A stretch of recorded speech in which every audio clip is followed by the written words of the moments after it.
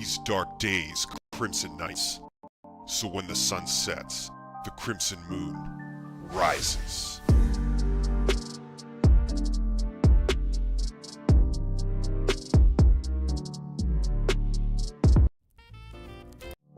These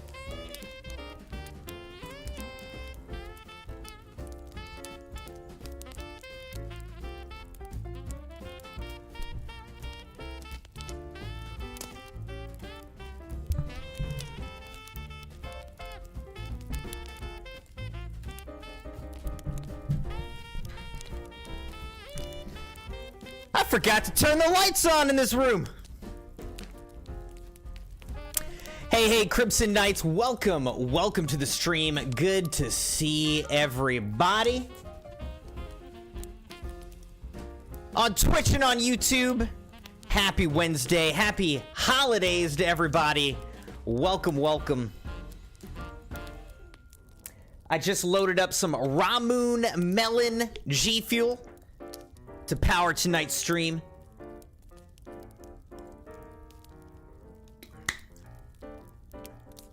Welcome to Maddie on YouTube. She says, I'm here. Maddie, right at the top of my tree, right there. And over on Twitch, Sabyasachi said, finally, some more Final Fantasy. I love FF14. Sabi also on my tree. Right there near the top.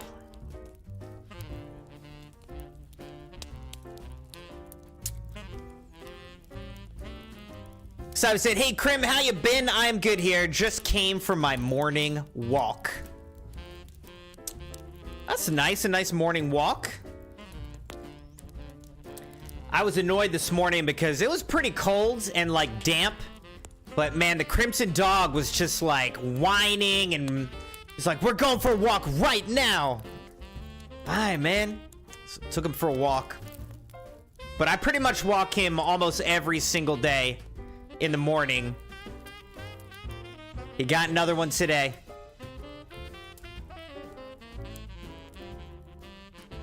Simon said, Crimson, I saw another reaction stream. Did someone claim? I think that's what he's asking. No one claimed it. We're just doing a chill, just chatting / reaction stream for Christmas. We'll do that on Monday, the 23rd, right before Christmas. So it's just our Christmas stream. No one needed to redeem it. It'll just be a chill, talking, reacting Christmas stream. So speaking of that, Crimson Knights, if you guys want me to react to anything in particular, I'm not gonna do like reactions the whole night. I would like to look at some of the Game Awards trailers, things like that. But if there are particular things that you want me to react to, you can put those in the Crimson Clips channel in the Discord. And, you know, we'll get through some of that. No promises to get through it all, and it's not going to be a pure reaction stream.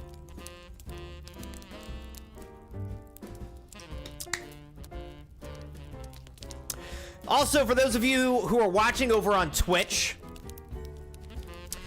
drops are enabled, rewards are enabled on the channel for Final Fantasy XIV. So as we're streaming Final Fantasy XIV, you may get a drop over on Twitch. Obviously, you have to have an active subscription with Final Fantasy XIV for that to work. But if you're a Final Fantasy XIV player and you're watching on Twitch channel, then you could get some little bonus.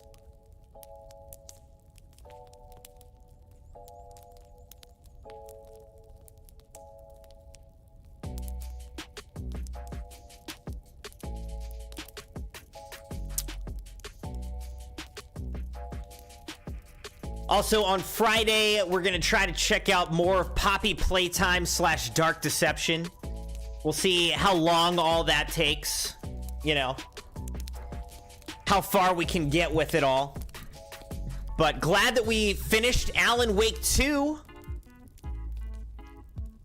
on Monday night. So we finally finished Alan Wake 2, got all the way through the entire game, started that in October.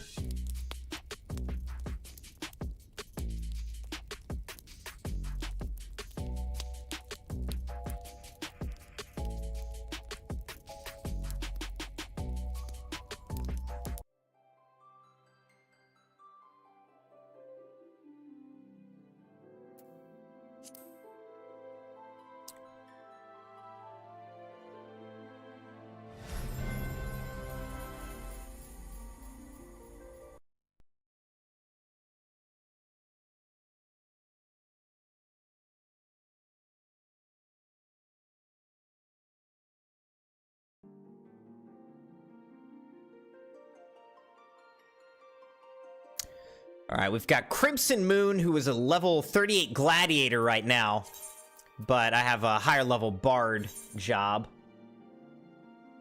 Whoa, 170 players in queue. That's actually pretty high. I know that there is a, like, special Christmas event going on right now.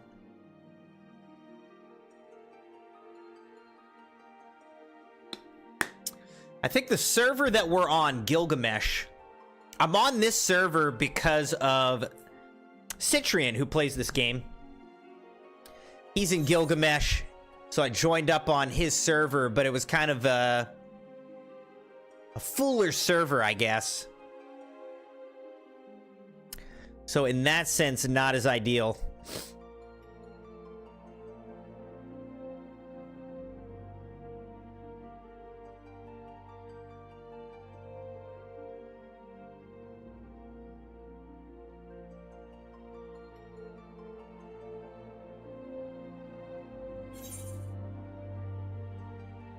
All right, now we're at 85, so it is progressing.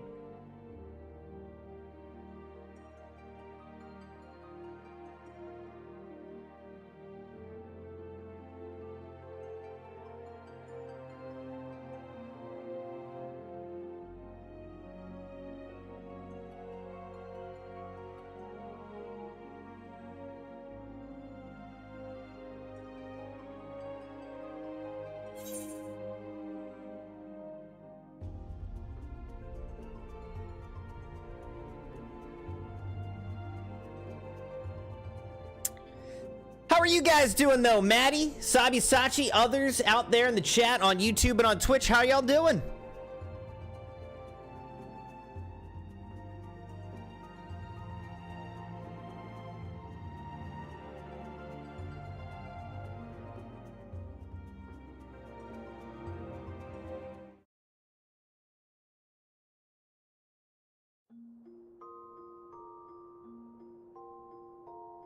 The heck?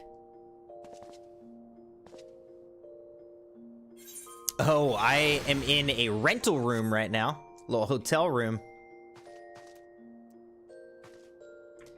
Alright, I forgot about that. I was kind of messing with glamour and whatnot. Okay, so Traitor in the Midst is the next MSQ.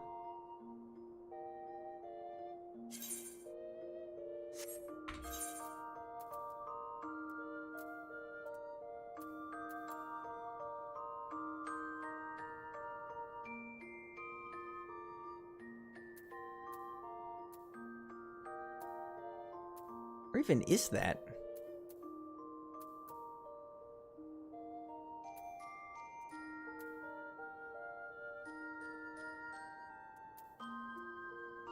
Did it, like, show up on this list somewhere? Oh, maybe not. I don't know.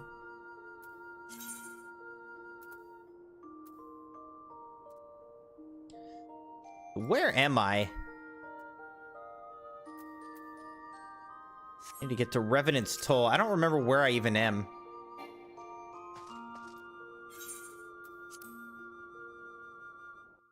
Maddie said that she is doing all right.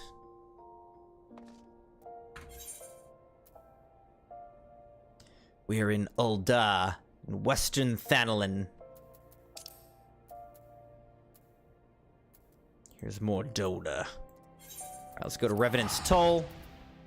This is a level 50 quest.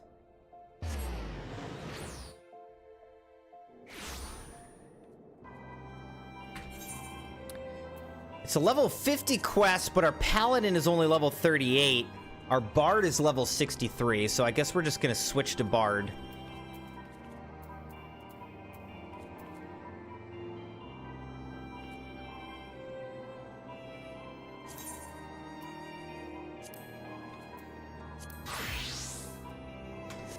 We're level 63 Bard.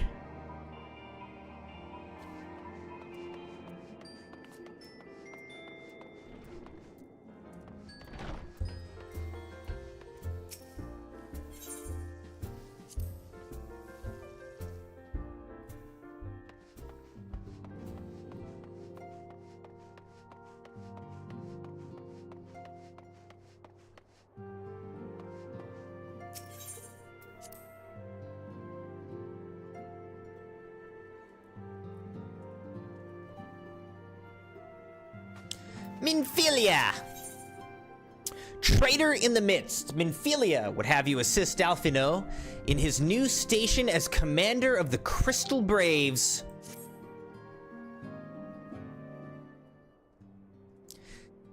Try as I might, I cannot shake a creeping sense of dark foreboding, but it avails us not to fret about the unknown. We must concentrate instead on the problems of the present. The primals have been relatively quiet of late, and the beast tribes who summon them are under constant surveillance by the grand companies. Should any suspicious activity be afoot, you may be certain that we will hear of it. And until such time as a permanent solution to the primal problem has been found, we can do little but wait and observe. As for the Asians, Oriange is wholly dedicated to finding the means by which we may defeat the dark beings. Let us pray for good tidings on that front. But all of this you knew already. Let us speak then of more current matters, in particular the state of the Crystal Braves. Alphino did well to found the organization, but ensuring its smooth operations another matter entirely. Though I doubt not that he's doing his best, I felt that a helping hand or two would not go astray. To this end, I offered to send one of the Archons to assist him, but he declined. You know how he can be, independent to a fault and singularly loath to accept help. Save, of course, when that help comes from you. Alphino has trusted countless matters of import to your care in the past, and I believe he would not hesitate to do so again, were you to offer. I should be most grateful if you would go to him and support him in whatever manner you are able. Quest accepted! Goku, how's it going? Welcome! How are you, Goku?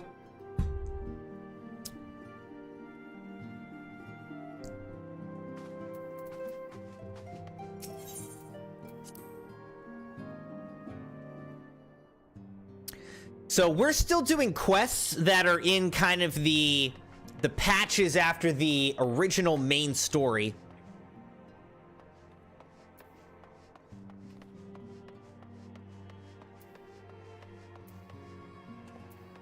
So we're not even into the DLC yet.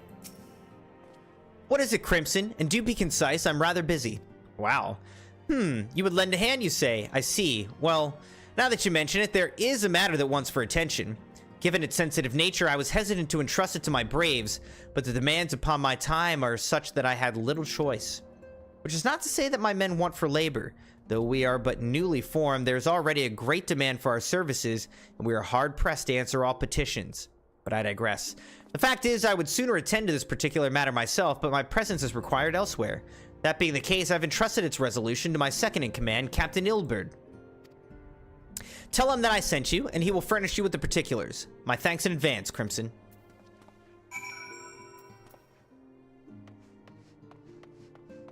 Now we gotta go talk to Ilberd.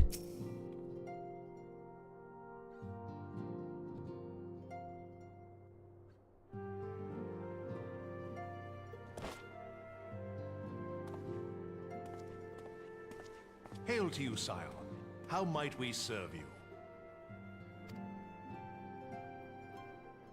Blah, blah, blah, blah, blah, blah, blah. Commander Leveilleur bade you serve us? Yes, that's what I said. These are welcome tidings indeed. Given the sensitive nature of the task, I could not rely on one of my own.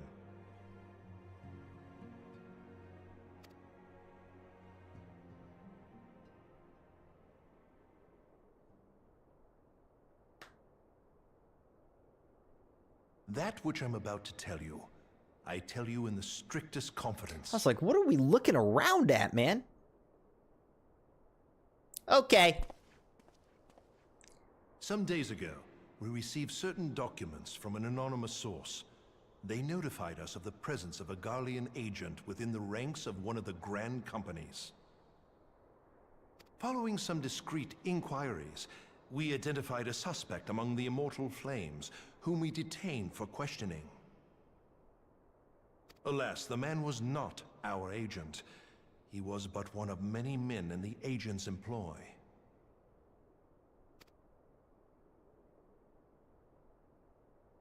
We pressed the traitor for a name, but he had none to give. He claims never to have met his master, whom he knows only as the Ivy. The Ivy. He was, however, certain that this Ivy had coiled itself around every part of the Immortal Flames. It would seem our quarry joined the company some time ago, and gradually recruited others to his cause. These conspirators are the vines by which he learns our secrets, all without exposing himself. It won't be easy to identify the ivy amidst this tangled mass of subterfuge, but we have a tendril in our hands, and we shall follow it all the way to the gnarled root. Now, much as I would prefer to proceed with due discretion, circumstances demand that this matter be settled post-haste. Garlemald's War of Succession nears its end, and it is feared that the Empire will soon resume its march on Eorzea. When it does, we can ill afford to have traitors in our midst. The ivy must be rooted out now. We must begin by apprising General Roban of our findings. I would ask that you accompany me to the Hall of Flames, and remain on hand to see that things go smoothly. Assuming the ivy's tendrils are as widespread as we believe, he will be aware that an investigation is underway, and if that is the case, he may well move against us. How does he know I'm not the ivy? We must be prepared for anything, while taking care not to betray our purpose by seeming prepared. A simple enough task for a one-man army like you.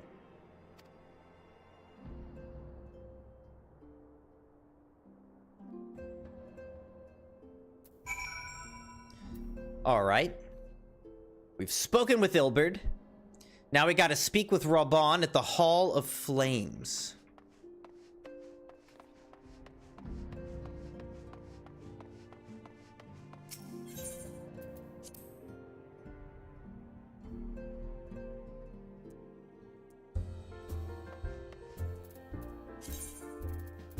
All right, so now we gotta go back to Thanalin.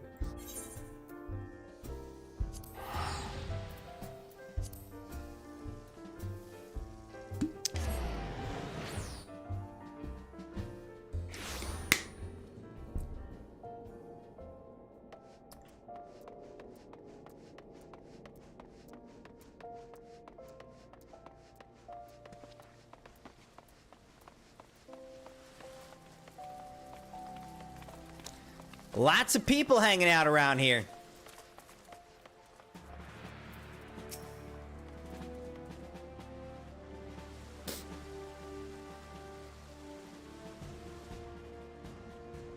Well, well.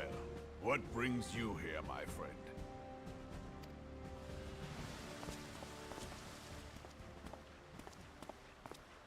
He is here at my behest. Greetings, Roban. It has been a while. Hilbert, you old scoundrel. When they told me you'd be visiting, I scarce believed my ears.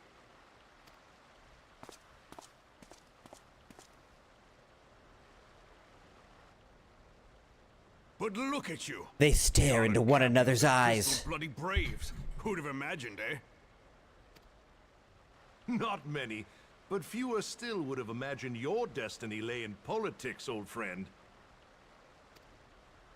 Aye. We've both come far, have we not?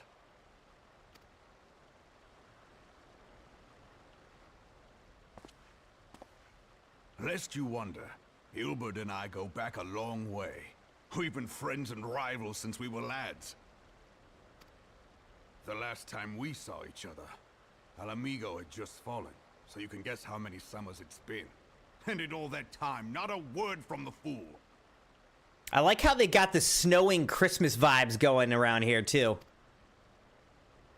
Ah, well, my dealings tended toward the modest and mundane, unlike some I could mention.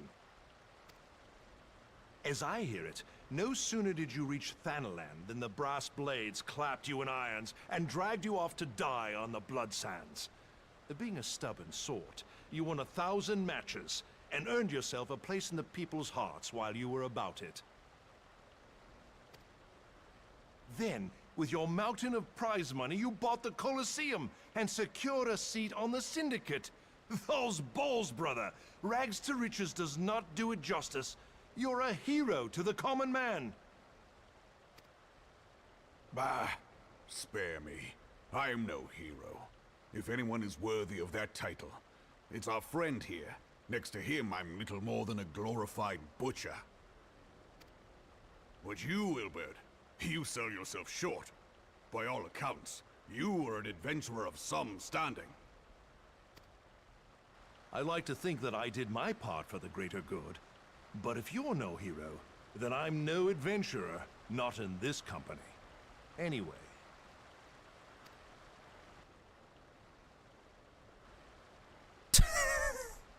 I have tidings. Anyway. I have tidings. So there has been progress. I've let it be known that this meeting is a reunion between old friends. None will give your visit a second thought. To convene elsewhere would only attract attention. Let us speak here, in plain view of all.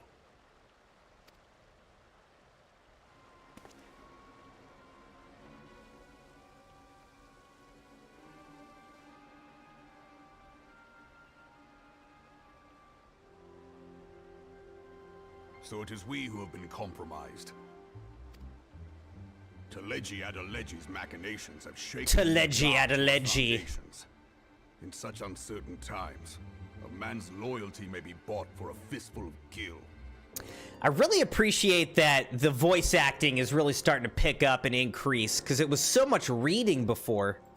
But if this snake has truly been in our midst for as long as Maybe you it's say, because of a lot of his side must quests too, needs though. consider a far Maybe the greater main story quests have more possibility. voice acting. Conspiracy.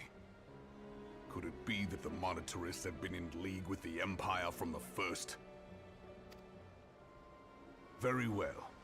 I will have my most trusted men investigate the matter. Continue your inquiries in the meantime. It does me well to see you again, old friend. When next we meet, let it be over a flagon of ale. I look forward to it. Let us reminisce of bygone days, and drink to the future of our homeland.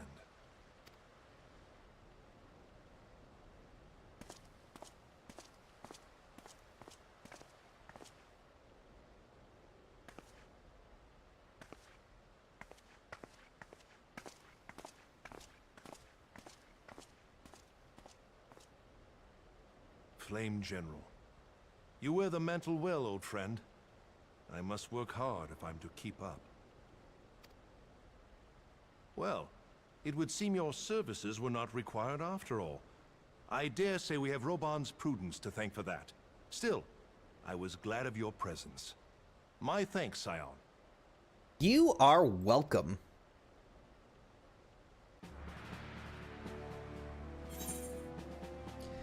Easy. Knocked gauntlets. Gladiator. Paladin, warrior.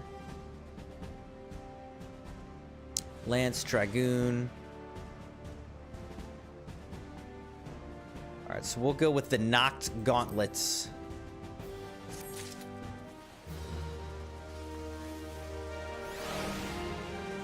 Now, I'm actually curious to see. We currently have augmented ironworks vambraces of aiming. Let's see if that changes.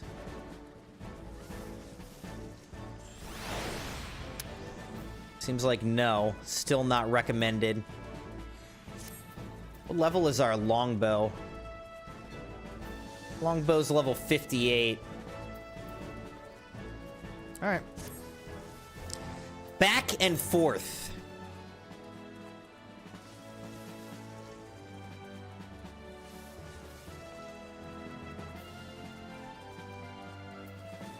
Steps of Nald.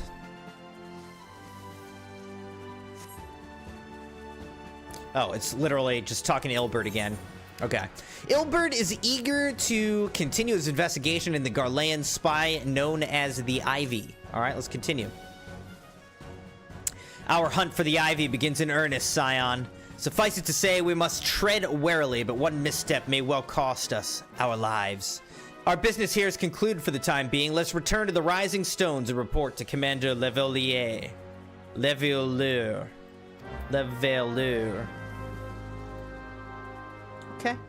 Okay. So, where we gotta go? We gotta go back to Mordona at Revenant's Toll. Okay, so we gotta go back there. So we're on back and forth. I just want to check something. I want to check where this is in the whole quest line. Okay, so it is Dreams of Ice. We just started Dreams of Ice, which is patch 2.4.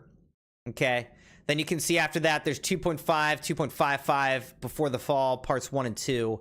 Then after that, once we finished all that, we would be finally into the Heavensward main scenario quests.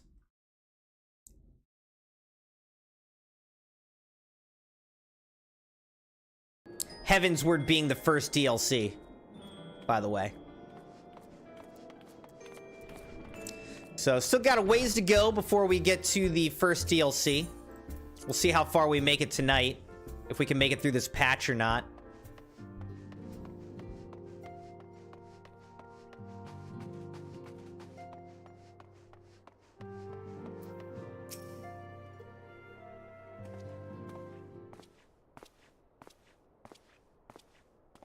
We return from Ul'dah, Commander.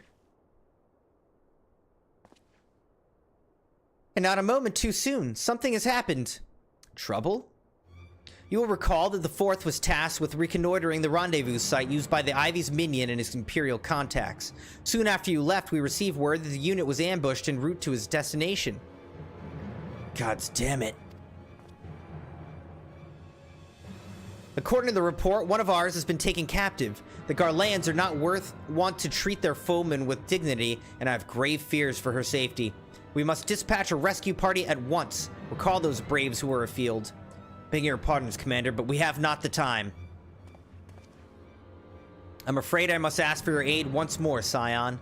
An ill-prepared rescue party will only serve to provide the Garleans with more captives, yet time is of the essence. Simply put, you are the best chance we have. Captain Ilbert has the right of it. I trust you're willing? But of course you are. Now, Alianne of the Fourth lies in wait in the tangle near the entrance to Castrum Sentry. Seek her out, and she will apprise you of the situation.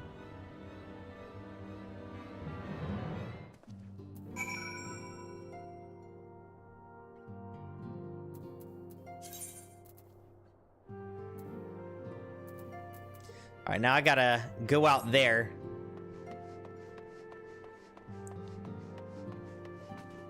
Castrum Sentry.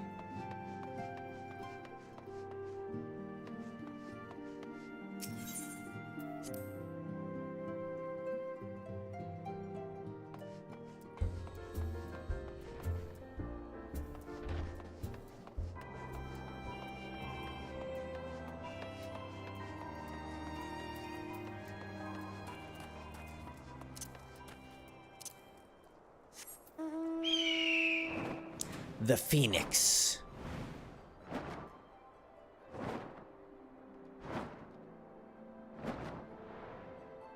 It's so bright.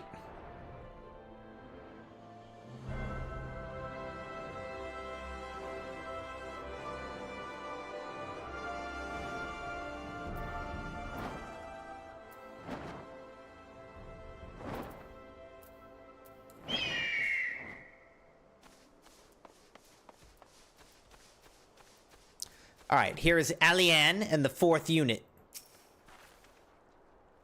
You would aid us in the rescue mission? We're in your debt, Warrior of Light. Now, time's against us, so allow me to brief you on the situation.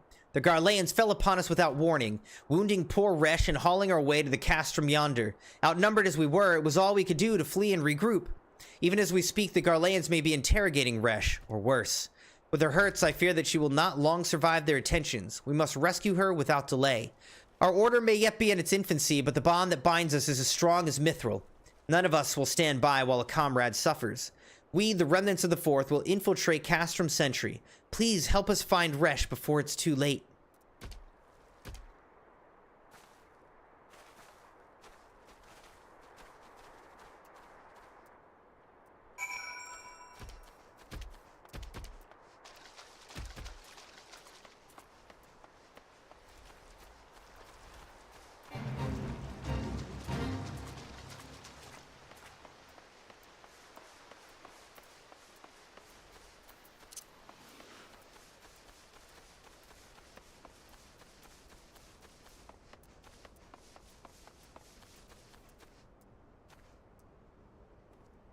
So where am I going? What am I doing here? Back and forth. All right, so I think I gotta go down... I think I gotta go down this way.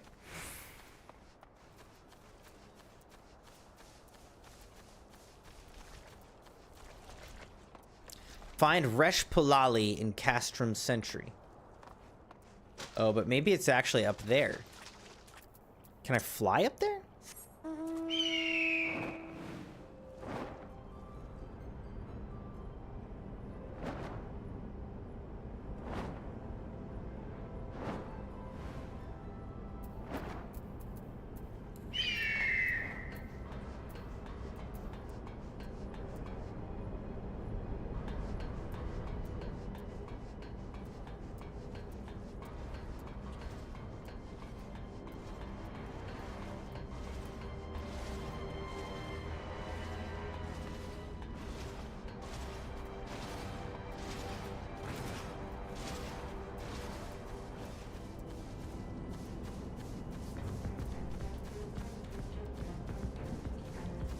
So how am I gonna find this guy? Where is he?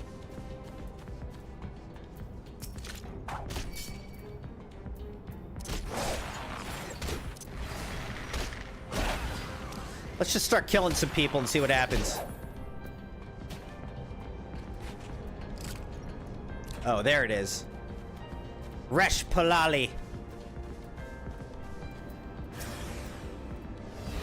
There are more pressing matters at hand? Oh, okay.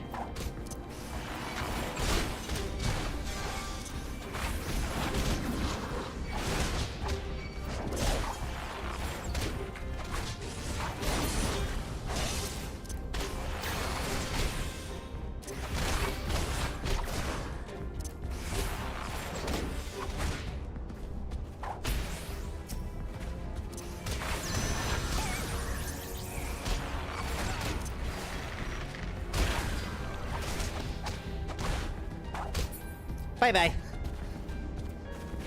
Alright, are more people gonna pop up and fight me? Or are we good? Alright, now we're aiding Resh Palali. I like this music, by the way. Where am I?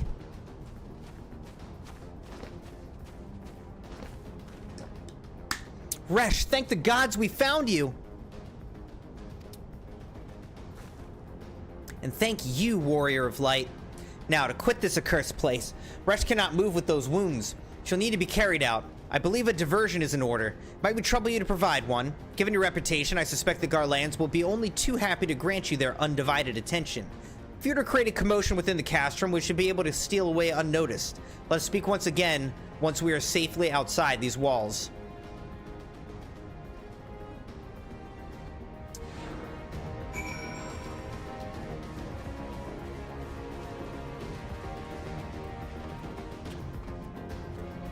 Alright, let's get over here and cause a diversion.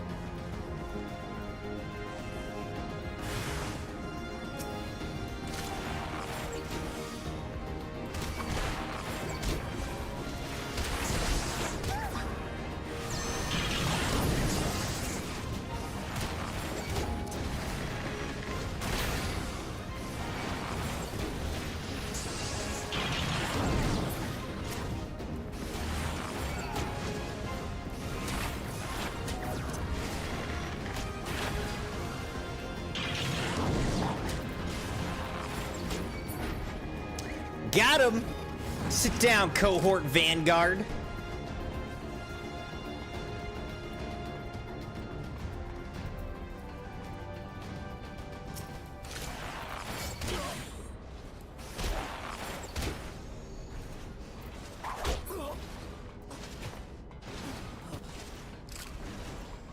Alright, so we're just running around, shooting a bunch of people, causing a commotion, distraction.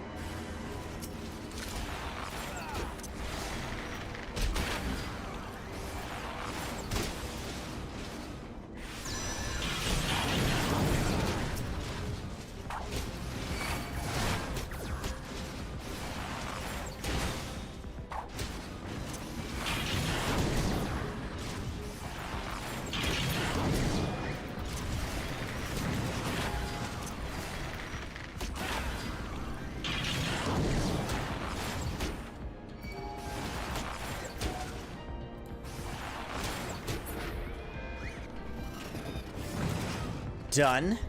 All right, let's keep moving on to the next one. Let's see if this door just opens for us. Oh, it did. Nice.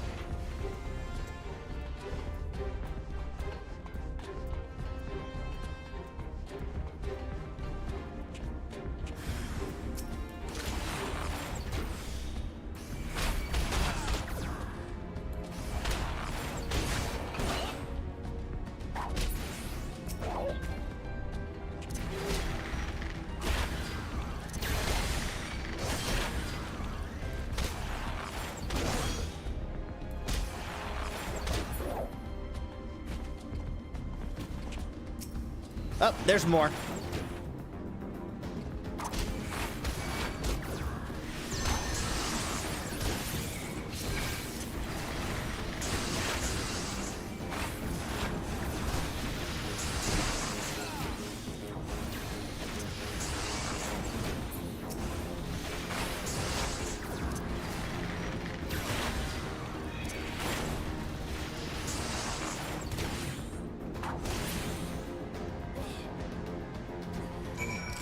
All right. Speak with Alianne in the Tangle. All right, so can I just get out of here now?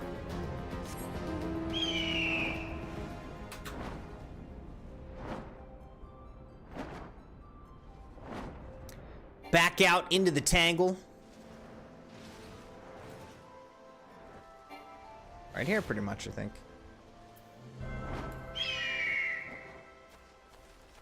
Right next to the giant mud puppy. I've awaited your return most anxiously, my friend. You've done us a great service indeed. Thanks to your aid, our comrade Resh is safe, and we suffered no further casualties. Words cannot well express my gratitude. All that's left to report is to report the mission success to Commander Leveilleur. I know I'm not saying that right. I shall go on ahead to the Rising Stones.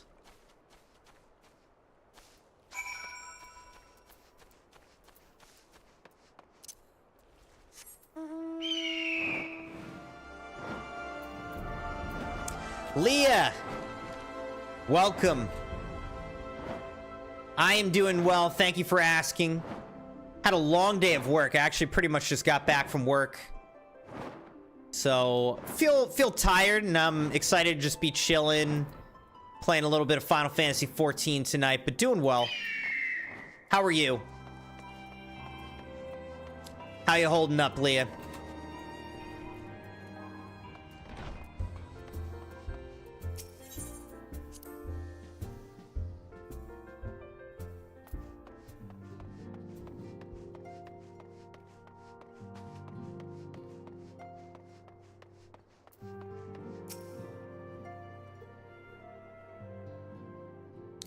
Ah, it does me well to see you thus returned.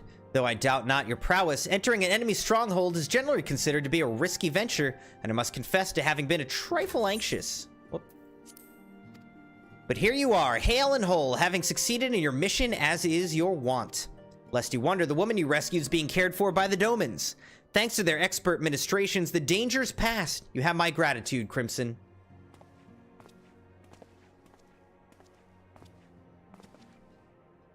Allow me to thank you also, Scion. Resh owes you her life. We escaped with minimal casualties this time, but we can ill afford to be caught off guard again. The Empire's not an opponent to be trifled with. As you say, Commander, I will see to it that the men keep their wits about them. And it may yet take time, but I will not rest until we've identified and apprehended the Ivy. I have every confidence that you will succeed, Captain.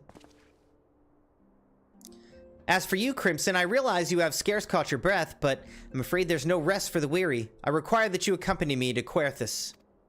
I have been granted an audience with an Ishgardian dignitary, you see, and the man expressly requested your presence.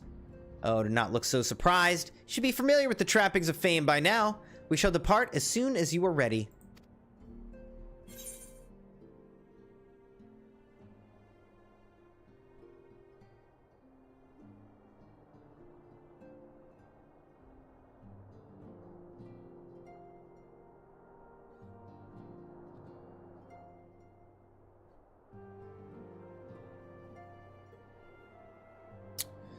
I don't know. Let's go with...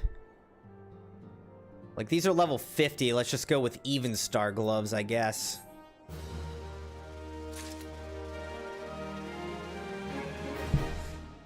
Leah said, I'm doing pretty good today, actually. Just got done eating some chicken parmesan and am stuffed. Hold on, my best friend's brother's contacted me. Hold on. Okay. Coming to terms. An influential Ishgardian wishes to meet the Warrior of Light, and Alphino would like nothing more than to oblige him. We've been blessed with a rare opportunity, Crimson, an audience with an ambassador of the Holy See of Ishgard. We're to treat with Sir Aymeric, Lord Commander of the Temple Knights in Camp Dragonhead. It's considered a great honor to serve the Holy See directly as a Temple Knight. Needless to say, their leader wields tremendous political influence. We will be wise to court his favor. For that reason, I consider your attendance essential. If Sir Aymeric wishes to meet the man behind the legend, I would not deny him the pleasure of your company. The antecedent should see the wisdom of this plan when you request her permission to accompany me to Querthus. Mayhap you feel this to be a waste of your talents, which could doubtless be put to nobler use? If so, I should remind you that more good can be accomplished with a stroke of a pen than the thrust of a sword.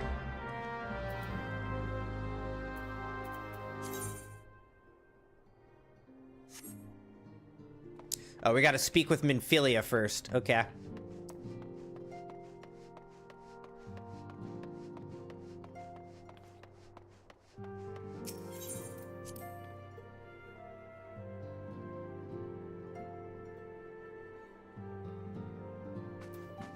Minfilia! A meeting with an Ishgardian ambassador? By all means, I think it a wonderful idea. We've received no reports of etheric disturbances or unusual beast tribe activity of late.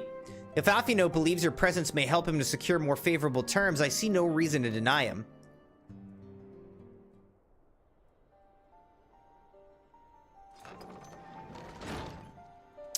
Antecedent. I take it Crimson's explained the situation.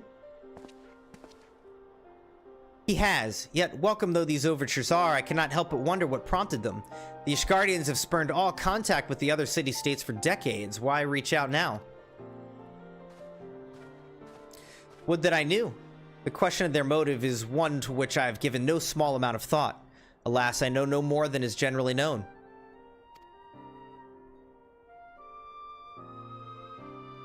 The notoriously reclusive nation of Ishgard, situated at the center of Abelathia's spine, ruled by the Ishgardian Orthodox Church, at the head of which presides the Archbishop.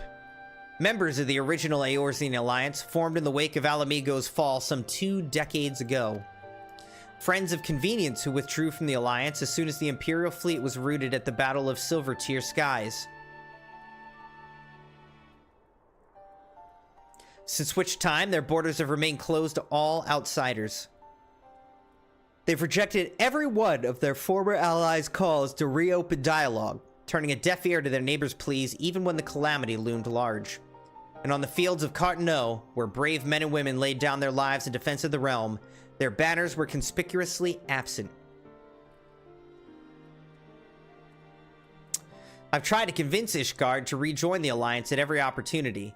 I've explained over and over again that unless Eorzea stands united, we cannot hope to preserve our freedom.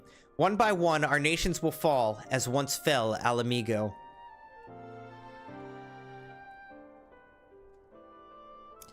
And what if mine efforts yielded? Why not? Surely this can be considered a step in the right direction. I should hope so. Rather than the lowly messengers we've been fobbed off with in the past, this time we shall meet with a man of genuine influence. Of course, I'm not so naive as to think that they can come to us out of the goodness of their hearts. We've something they desire, though I have yet to find out what.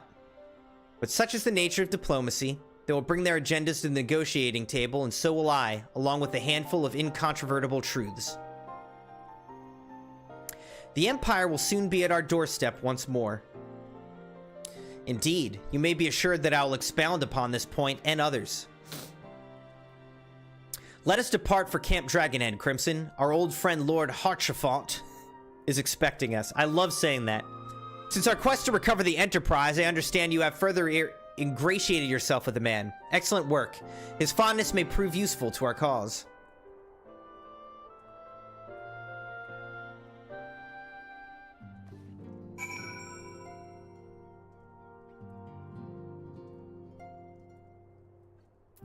All right, I want to look something up. I don't know why I'm thinking about it, but I want to look it up.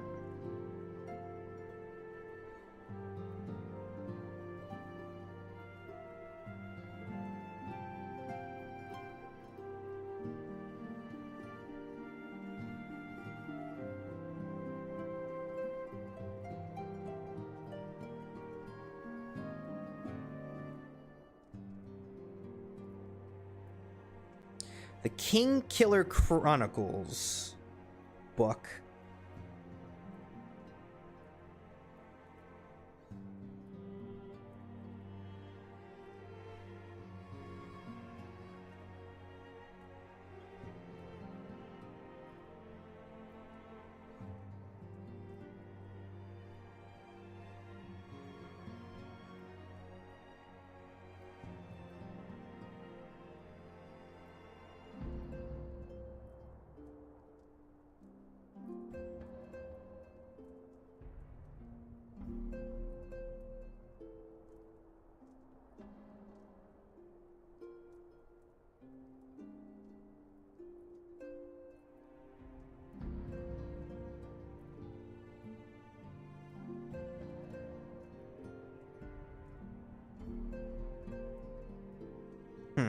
Okay.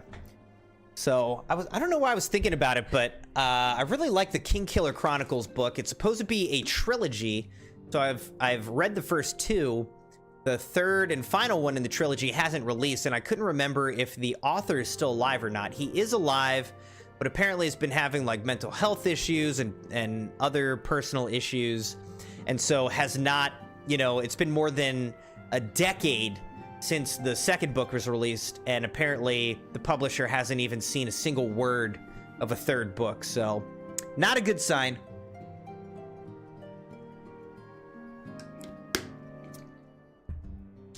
Want that last book in the trilogy, man. It's a great series. I want to know how it ends.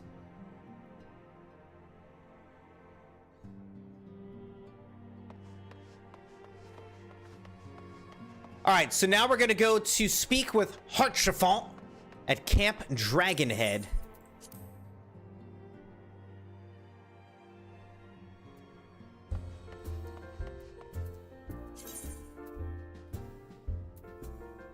In Querthus.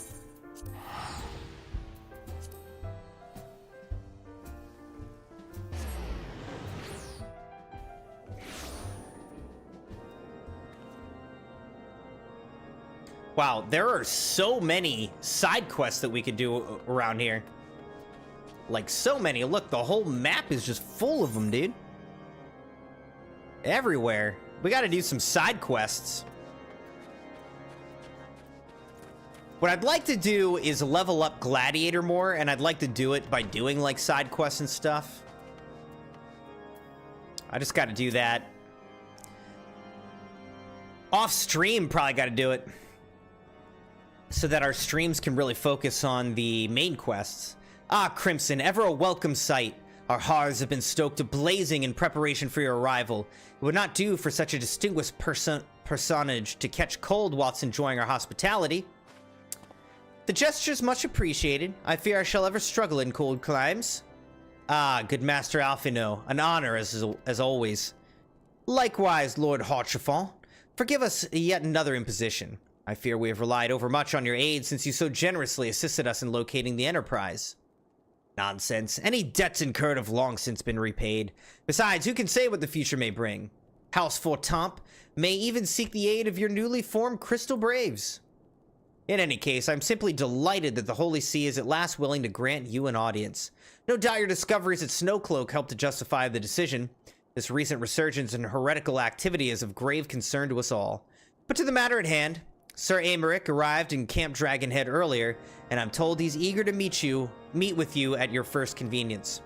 You're doubtless weary from your journey and desirous to rest a while by the warmth of our hearth. But if you're willing to forgo such comforts, pray inform the knight stationed outside the intercessory, who will grant you entrance and send word to the other attendees. As inviting as your hearth sounds, I think it best we proceed to the intercessory forthwith. Forthwith! Forthwith!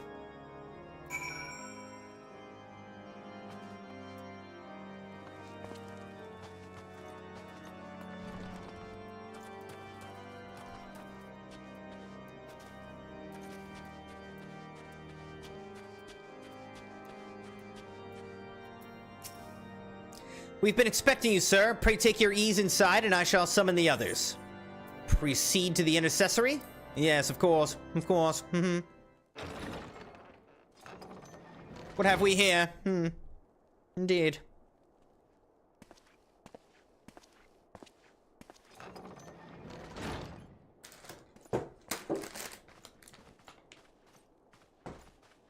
Have faith, my friend.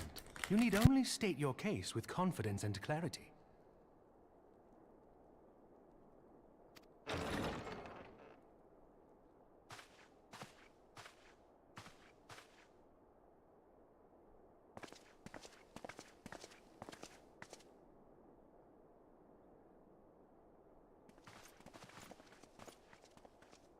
Those are some cool suits. It is both an honor and a pleasure to meet you.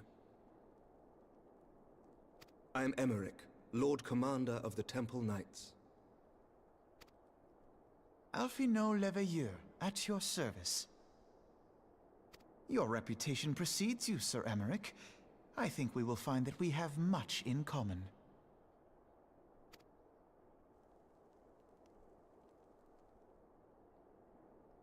Speaking of reputations, yours towers over us all. Does it not? It does indeed, Lord Commander.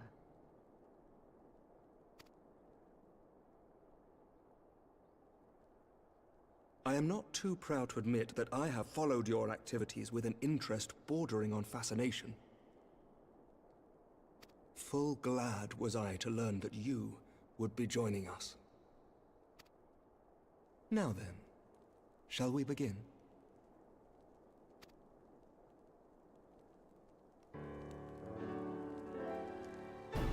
We know full well that the Garleans will return in force ere long. What is more, we have yet to achieve a lasting victory over the Primal Menace. The Beast Tribes continue to summon their gods, and each incarnation is stronger than the last. Ishgard is not immune to these threats. I must reiterate that it would behoove your nation to rejoin the Eorzean Alliance. Once again, I must respectfully disagree. Why, bro? On what grounds? AKA, why, bro? Despite their presence in Kurthus, the Ixal do not concern us. The territorial claims pertain to Gridanian lands, and it is the people of Gridania whom they harry.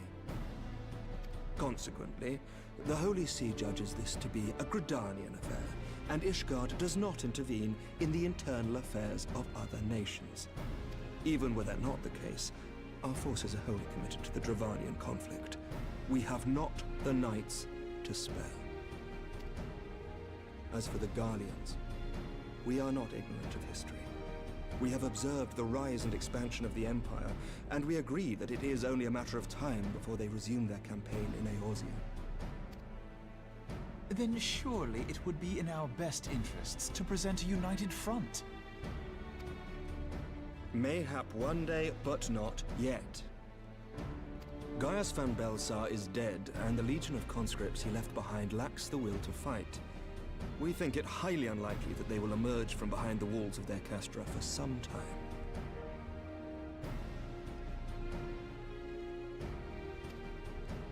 Forgive me, but if Ishgard's position has not changed, why did you agree to this meeting?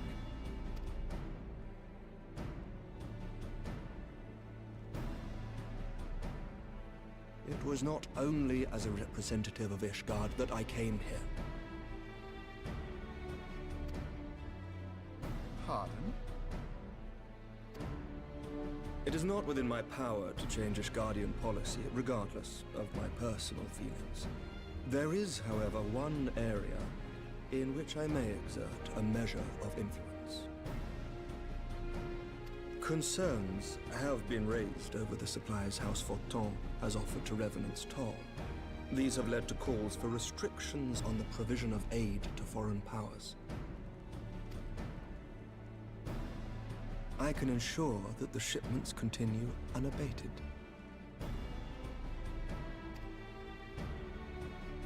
Sir Emmerich, we would be in your debt. No, you would not. For I require something in exchange. Of course he does. What do you want, man?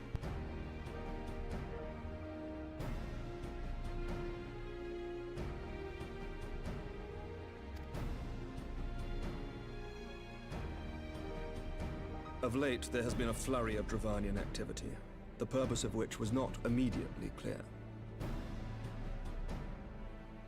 However, our astrologians have since observed alarming changes in the heavens. The dragon star waxes unnaturally bright, and there are whispers that it portends the resurrection of Midgard Sorma. The fallen guardian of Silvertear Falls? That's absurd. Full many times have I gazed upon the dragon's corpse still wound around the Agrius, and wondered how different our world might be if it yet lived to plague the skies. I do not know, and I do not wish to know, nor does any son of Ishgard. Yet the mere presence of Dravanian forces is not sufficient grounds to send knights to Mordona, whatever our astrologians say. As I told you before, we have not the forces to spare. But we do. So you will intervene on our behalf if we agree to watch over the Keeper of the Lake.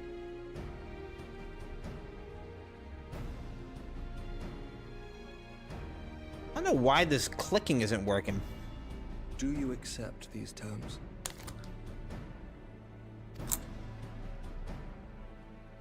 I do. I will see that you are kept abreast of any developments. I regret that we could not come to a similar agreement on other matters, but I understand that you are not at liberty to make such decisions. Nevertheless, I hope that what we have accomplished here today will serve to demonstrate to your countrymen that we can work together towards a common goal. Mayhap one day we shall look back on this moment as the first step towards a united Eorzea. Mayhap we shall, Commander.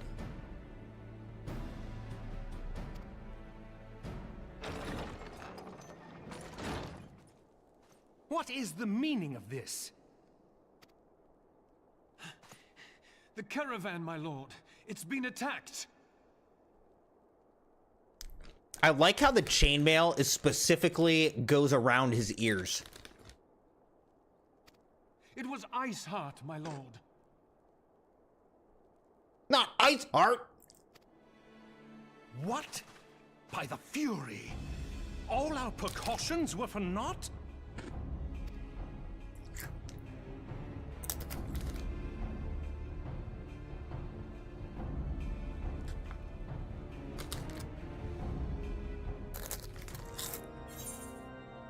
Okay. All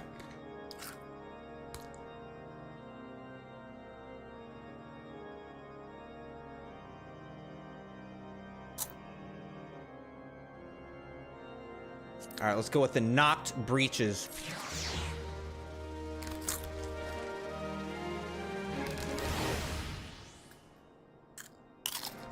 Oh.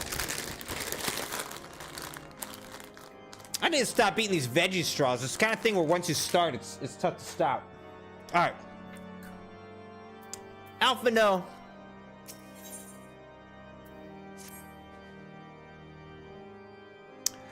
Just when we were starting to make progress. And to make matters worse, the caravan they spoke of was bound for Revenant's Toll of all places. Honestly, were I so inclined, I should think the gods were conspiring against us. Happily, however, I'm not. I would know more of this attack. Let us speak with Lord Harchefant and find out what he has learned.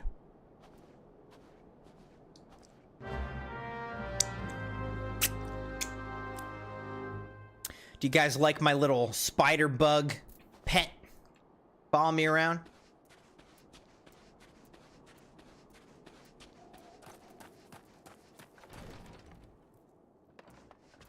Did it.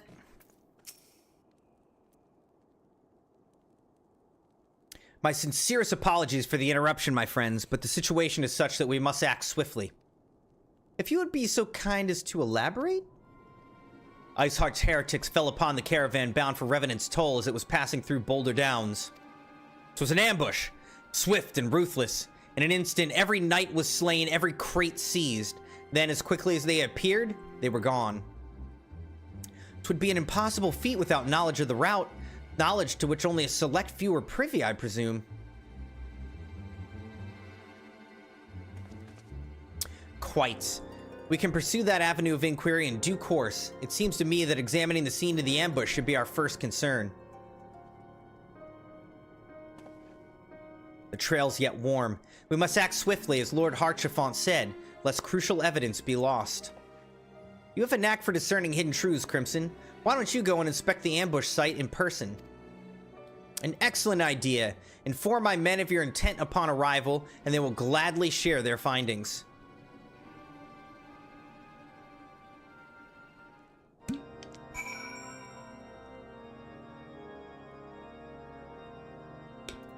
All right, so now we got to go to Boulder Downs, which I don't really know where that is. Let's see. Where are we? Are we up here? Yeah. So we got to go down south to here. No problem. Let's get our chocobo out. Ba-da. Da-da-da-da-da.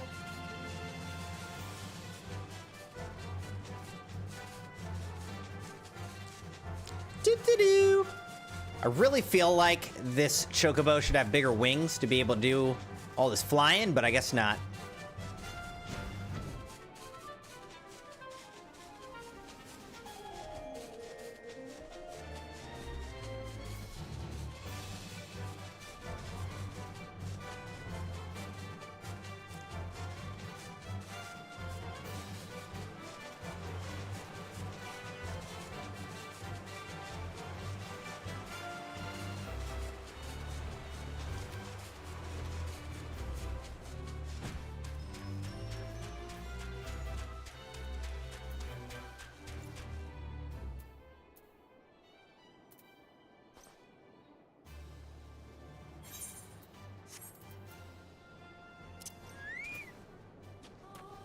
House for Tomp Knight.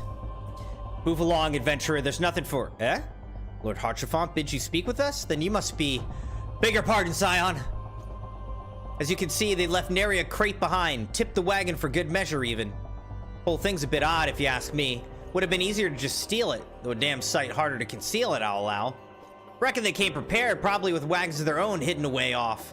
But to pay no heed to my ramblings. Absent of proof, 'tis naught but a speculation. Might be as the squire receiving care at the observatorium can tell you something more factual. That is, if he's awake. Unlike myself, he was there during the attack. Not that his presence amounted to much.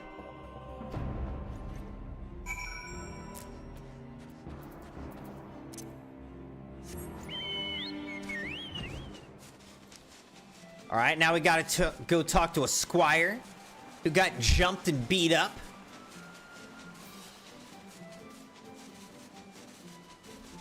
Go talk to the pipsqueak.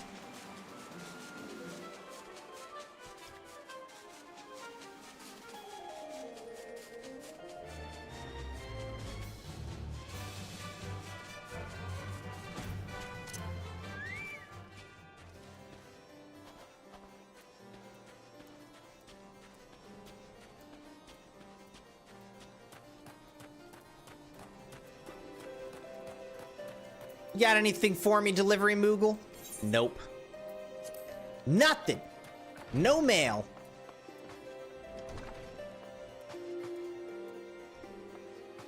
Wait, so... Where's this guy? Is there a second floor here or something? Oh, yeah.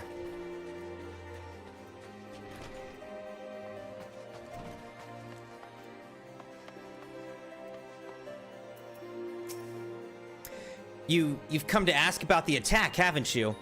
We came upon them before the entrance to the Hall of Seven Echoes. Pilgrims, we marked them as lost and ill-equipped for a journey further north. Our leader called out to them, and one stepped forward to answer. Slowly she approached, her silver hair flowing in the wind like melting snow.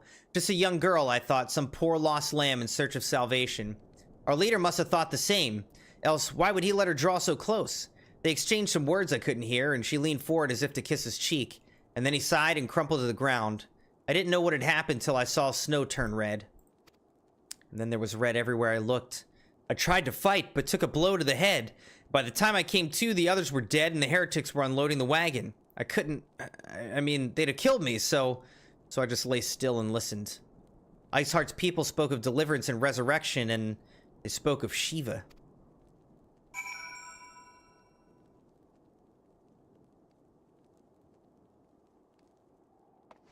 Shiva. Alright, report to Alphino. Ba-ba-da-da-da-da-da-da-da.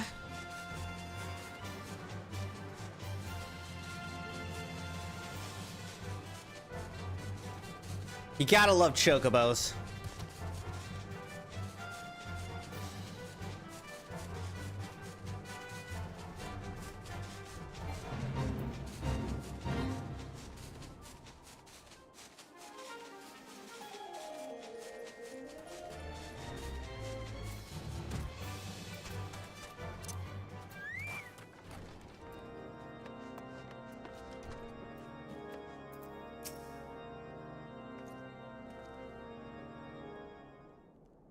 Ah, you've returned. What news have you for us? It seems that Lady Iceheart does not scruple to sully her hands with blood. Who is this Shiva the heretic spoke of? Have you not read a single line of the Enchiridion, Master Alphino? Shiva was a traitor to kith and kin, an apostate who lay down with dragons. Shiva was sleeping with dragons?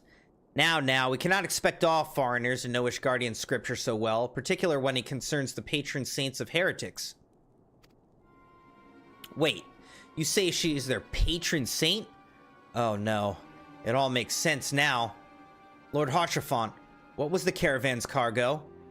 If I recall correctly, the Diamond Forger requested a rather large quantity of crystals?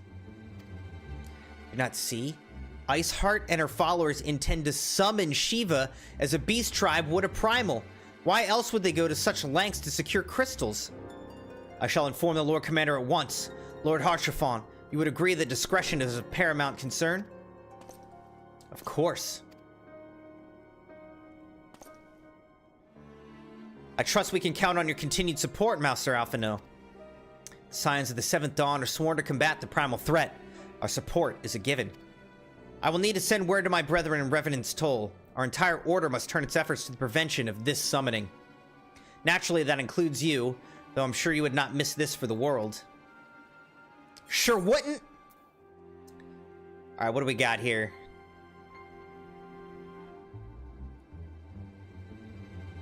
Alright, I think we'll go with the Even Star Tights.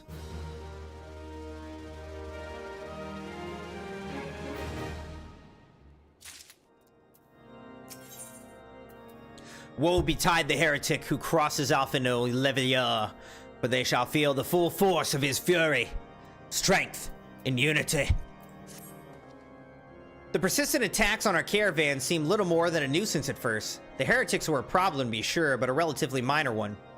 That was before I discerned the purpose behind their attacks, of course. Now they have my undivided attention. After apprising Minfilia of the situation, I shall summon a unit of Crystal Braves to assist us. As for you, Crimson, pray join me in Whitebrim Front. Since the incident at Snowcloak, the Knights of House Durandare have redoubled their reconnaissance efforts in the region. It's my hope that they have information which may help us to determine precisely where the heretics are hiding. Given our mutual enemy, Lord Drillemont shall be eager to oblige us. I shall see you there then. Good.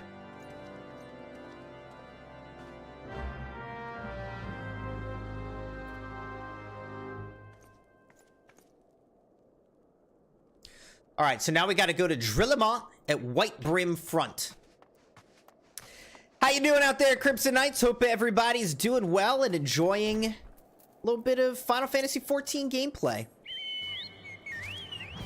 We're doing this right now because I wanted like a chill night after a long day of work. I did have a long day of work, man.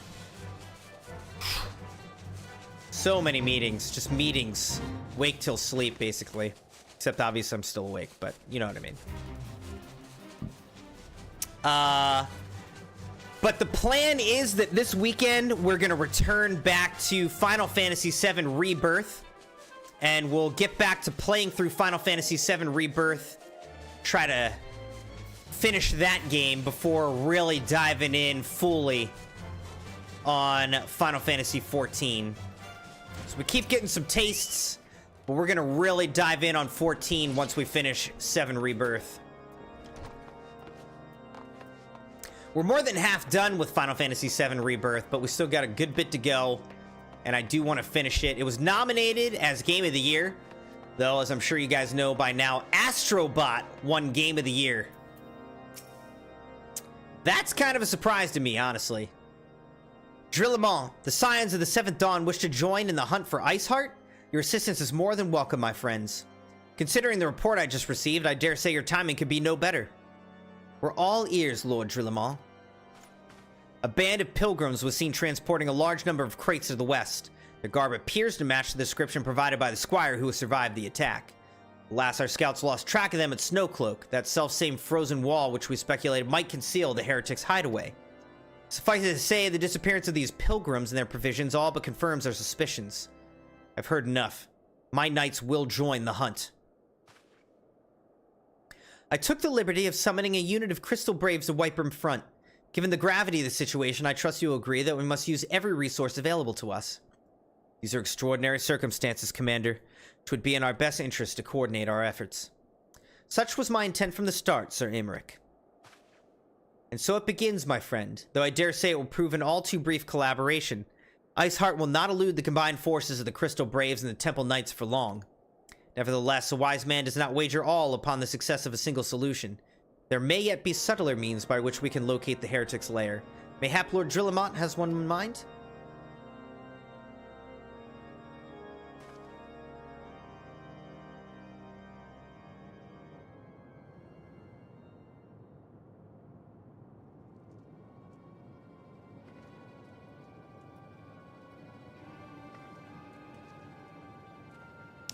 This music kind of reminds me of, like, Scooby-Doo.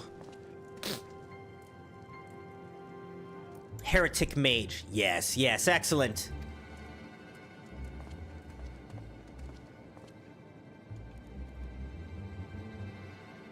My lady, everything has been accounted for. If there is aught else you would have us do, pray speak, and it shall be done. So who is this? Who's he bowing down to here? We don't know yet.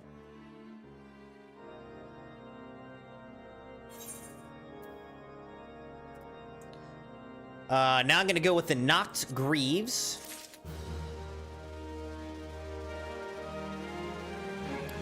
Now we have to speak with oh wait, no. Dark words, dark deeds, huh? Yeah.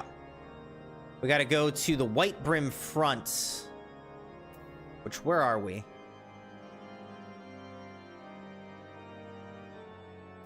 Actually, isn't this where we are?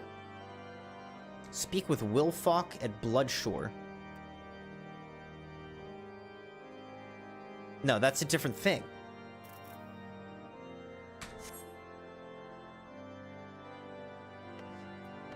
Okay, so where is this person? Somebody upstairs? No, seems like no. We gotta go down, I think.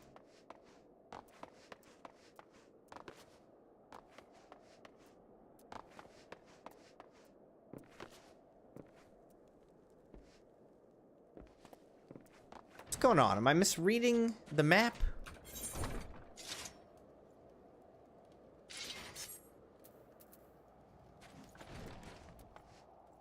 Where's this person? Blood for stone. That's not what we're supposed to...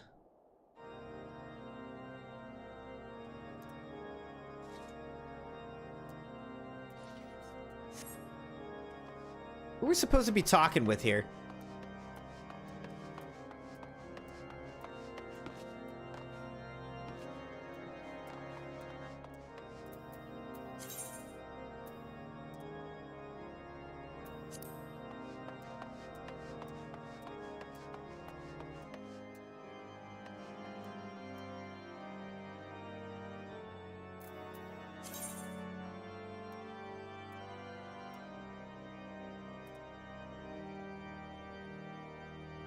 I am confused. Is there someone on the roof or something?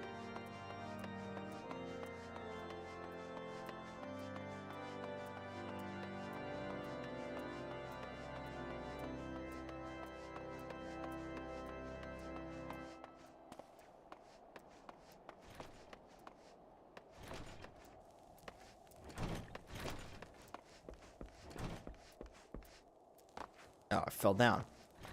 I feel like this is not correct, but I'm confused.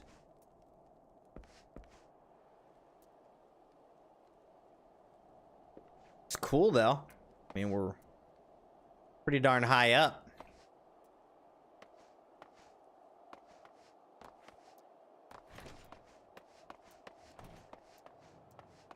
But I'm also just really confused. Who am I supposed to talk to advance this mission? Dark words, dark deeds.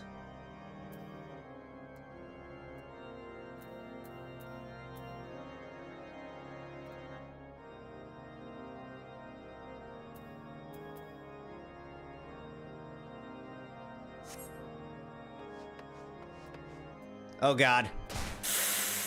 That hurt.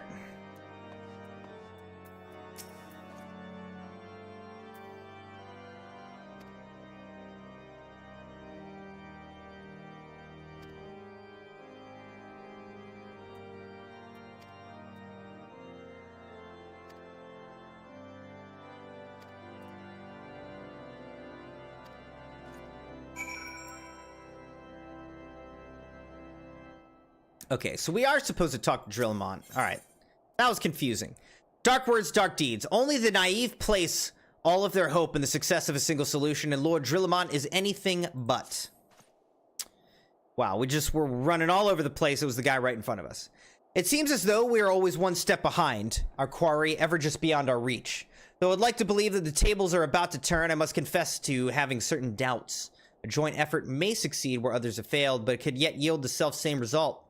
Fortunately, we are not without other options. I trust you've forgotten Inquisitor Guillaume. We have not. The mystery of how the heretic remained undiscovered for so long has been much in our thoughts, as has the question of what steps might be taken to prevent a similar breach of security in future. Accordingly, we conducted an exhaustive and covert evaluation of everyone in Whitebrim Front. Though some were found to have committed certain minor transgressions, we identified only one possible heretic. If this man has pledged himself to Iceheart's cause, he will have taken note of the movements of the Temple Knights and the Crystal Braves, and upon recognizing their intent, he may attempt to warn the heretics. The man's watch is to end soon, at which point he must report to Sir Jean-Tremont in the yard. I would have you keep an eye on him. If he ventures beyond the walls, follow him discreetly. Should he meet with the heretic, do not interfere. Simply watch and listen. I have seen to it that the suspect knows nothing which can endanger our plans. All right, observe the suspected heretic.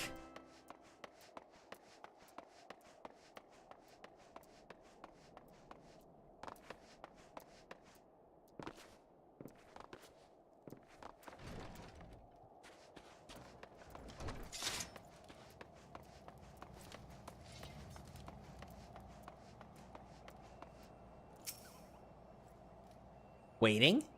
Waiting?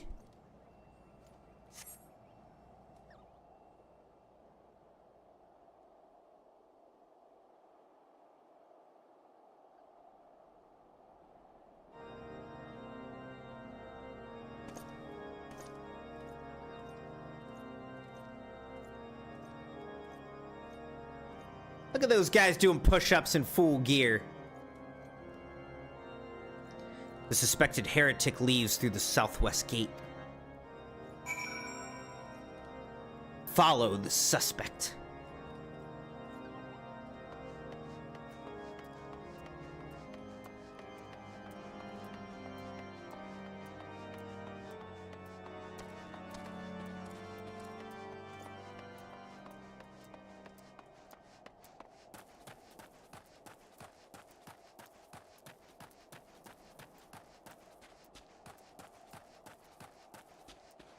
Discreetly.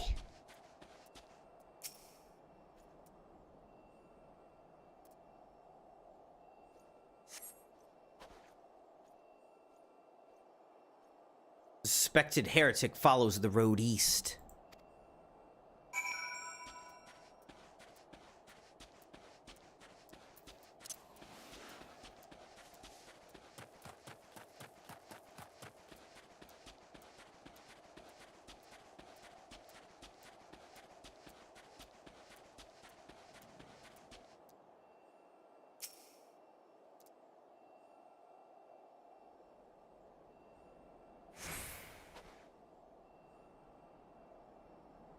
The suspected heretic heads south.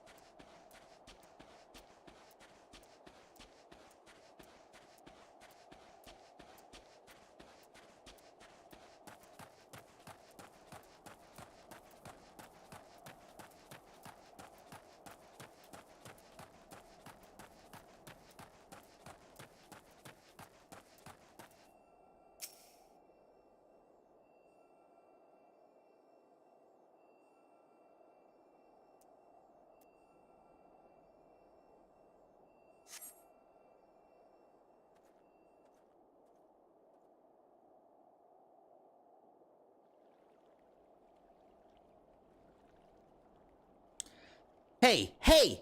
Where in the seven hells are you? I'm freezing my bollocks out here!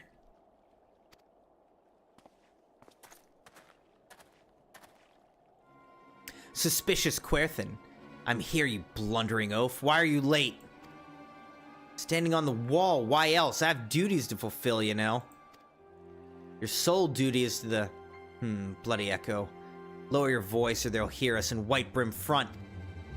Yes, of course. The Temple Knights are, mumble mumble, in Snowcloak. This is what you bring to me? We already knew about mumble mumble. Our comrades in Boulder Downs will use the tunnels, mumble mumble. Dead before they know what's happening. Nevertheless, mumble mumble, if you waste my time again, is that clear?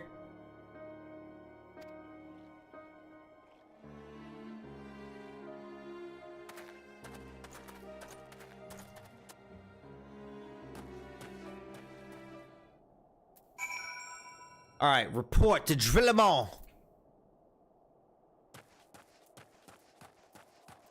Actually, wait, where am I? Which way am I going?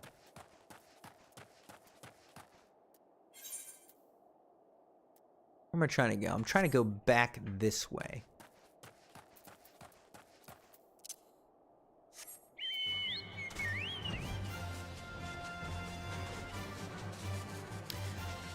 Back to White Brim.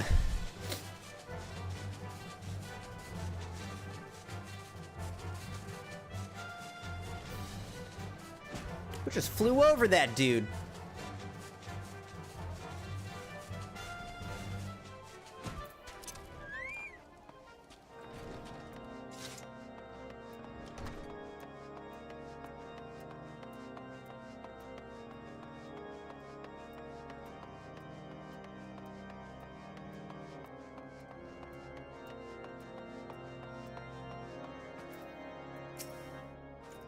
Well, did your investigation bear fruit?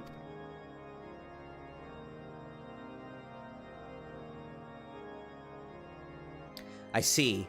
I shall have the man detained at once. His guilt is plain. Would that you could have heard their words more clearly. Yet, the few snatches you were able to make out are nonetheless enlightening. It would seem the heretics are aware of our operation, and confident that they can thwart it. Their comrades in Boulder Downs are key to their plans, which means it's key to our plans that they be rooted out and put to the sword. Alright, what do we got here? Even star booties.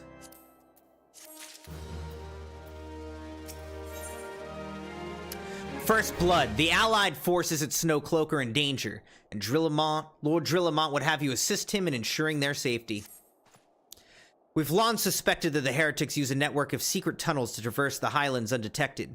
Given what you overheard, I fear that Snowcloak may be riddled with such passageways, and that the heretics in Boulder Downs are planning to use them to take our forces unawares.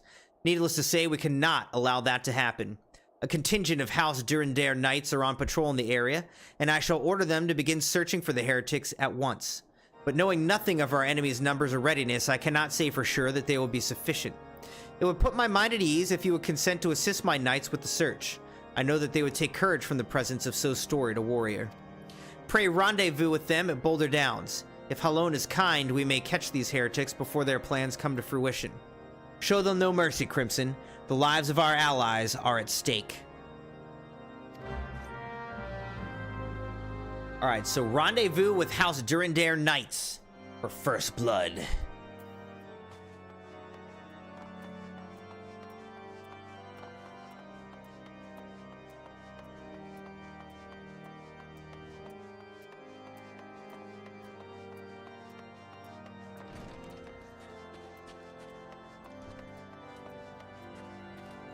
Alright, so where is this?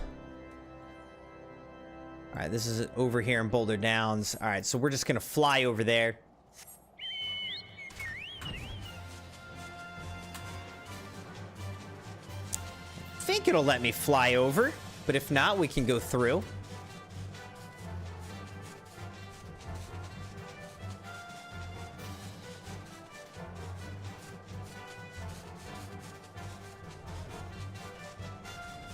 Maybe not. Will it let me? Oh yeah, it still let me. Nice. This looks cool.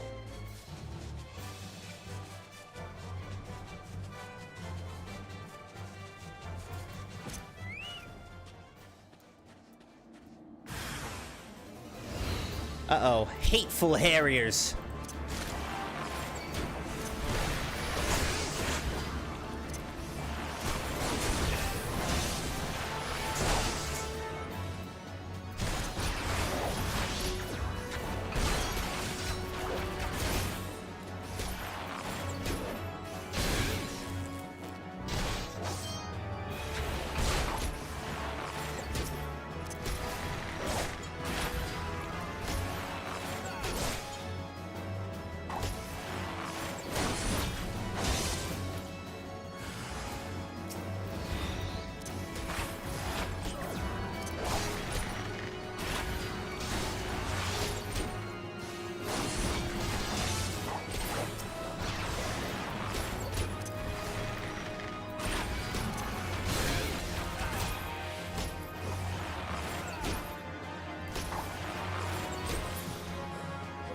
Anyone else?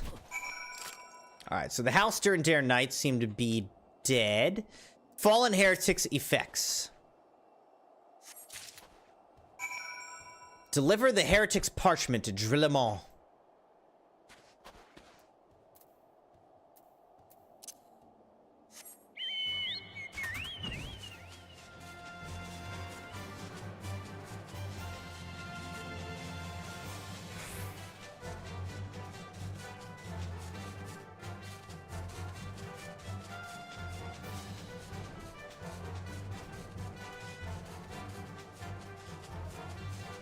A little bit of back and forth here.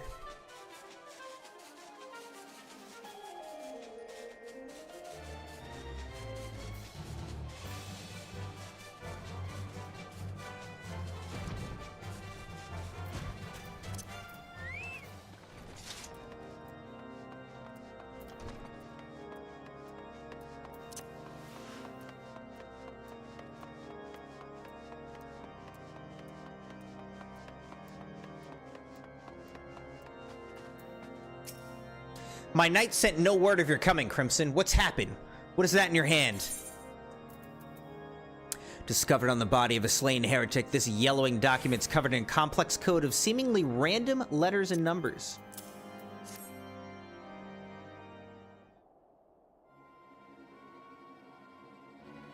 By the Fury, those were veterans with years of service. Now they lie dead in the snow. Their bodies must be recovered and... No. We have not the men to spare. Not now. Not while Iceheart prepares to summon an abomination. The heretics you dispatched were not of sufficient number to contend with the combined strength of the Temple Knights and the Crystal Braves. There must be others, and I'll wager they're on their way to Snowcloak as we speak. To make matters worse, it seems the traitor you followed managed to pass the heretics something of value after all. The parchment you recovered is a timetable of the guardsman watches at our outpost in Snowcloak. The traitor was stationed there long before he aroused our suspicions. Would that we had caught him sooner. With this information, the heretics would know when the watch was weakest. They could use their tunnels with impunity and prepare their ambush. The timetable's not changed, you see. Of course, it will be changed now, but the heretics may already be in position.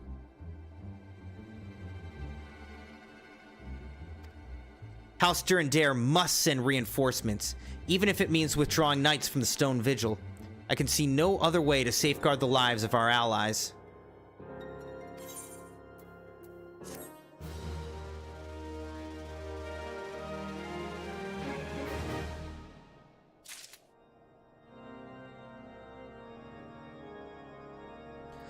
All right.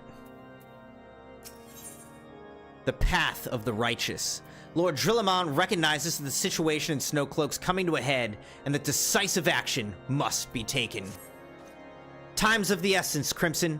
While my knights make ready to depart, the heretics may take our allies in Snowcloak unawares. Superior training and equipment will avail them not if they're cut down ere their swords are drawn, but all's not yet lost. If you leave now, there may still be time to warn them. Make haste, I beseech you. Fly to Snowcloak and tell Sir Aymeric everything we've discovered. Yes, sir!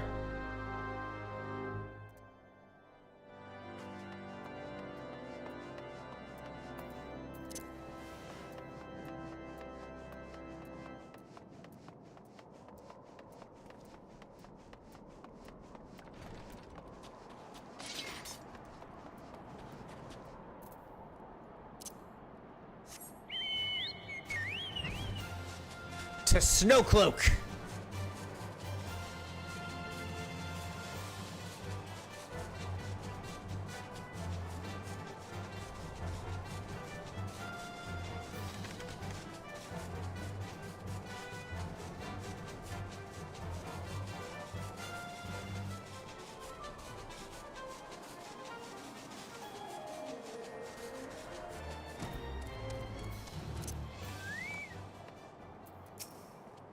Crimson, this is a welcome surprise, perhaps the only one thus far.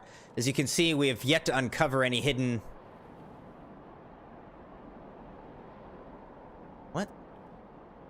You have my gratitude. Truth be told, we suspected the heretics might be plotting such an attack. Now that we have confirmation, I shall place my knights on high alert. Has Commander Leveleur been informed? The Braves must be made aware. Speak with Alfino. He's standing right here, dude. You tell him.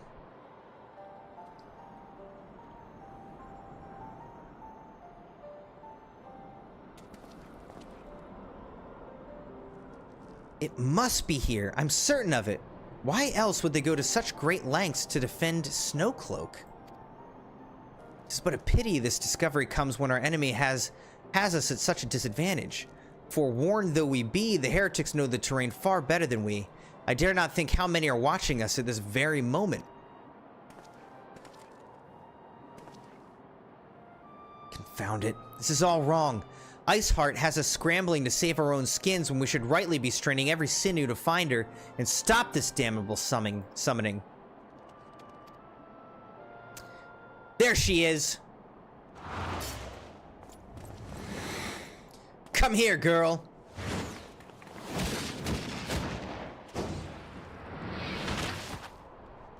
The heck?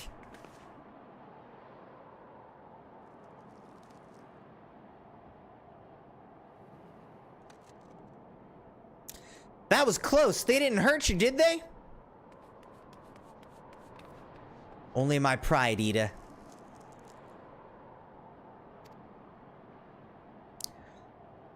There will be others nearby. We must see that they're given a similarly warm welcome. Commander Leveleur.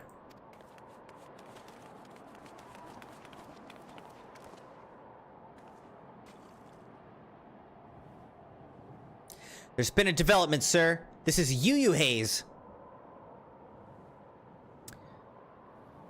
Together with the Temple Knights, we have secured the entrances to some half-dozen tunnels after spotting the enemy breaking the surface. But that's not all, sir. We think that one of them may be important. Certainly, the heretics near flung themselves upon our swords to defend it.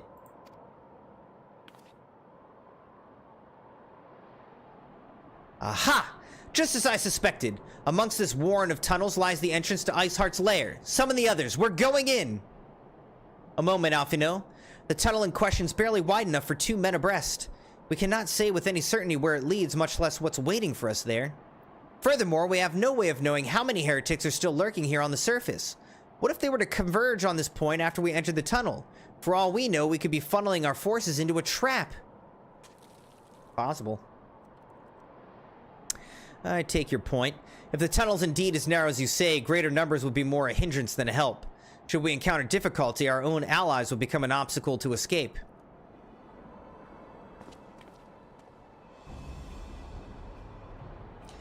Ahem. A change of plans. While we rendezvous with Sir Aymeric and keep the heretics at bay, you will go wherever that tunnel leads. If you find Iceheart at the end of it, do not let her escape. You venture into the unknown, so see that you're prepared for anything. I suggest you call upon your allies, though not too many or Papilimo will sulk.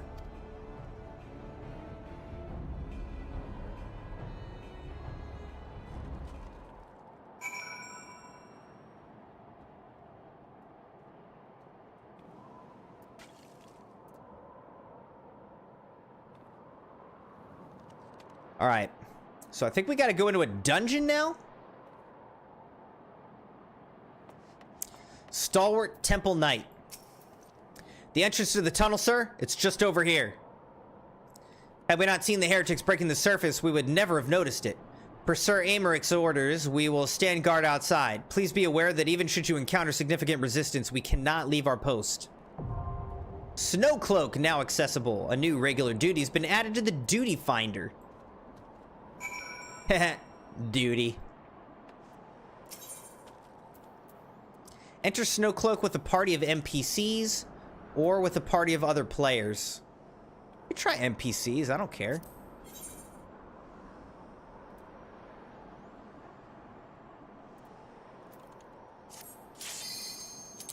Register for duty. Interesting, so we can go in with NPCs. This will be kind of interesting. Doing a dungeon with NPCs instead of people. Querthus, Snowcloak. New area, we've never been in here. I don't think so.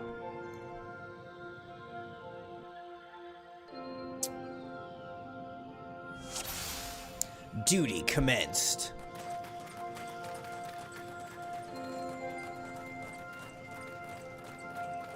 I'm liking this music.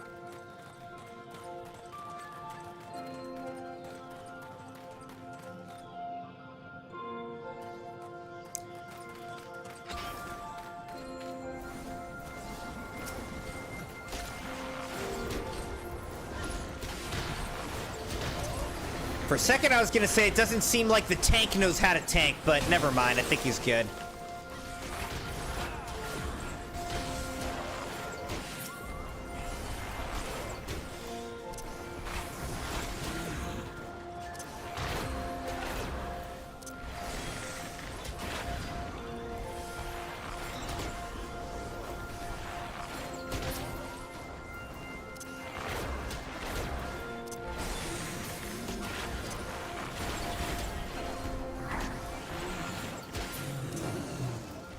All right, nice.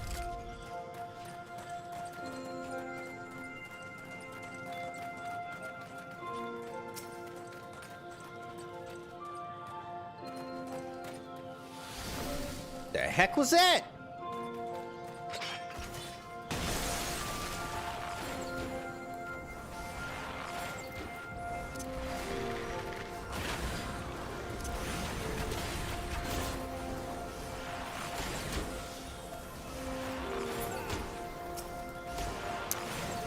This is actually working pretty nicely. This isn't bad. Doing a dungeon with NPCs so far. Not bad.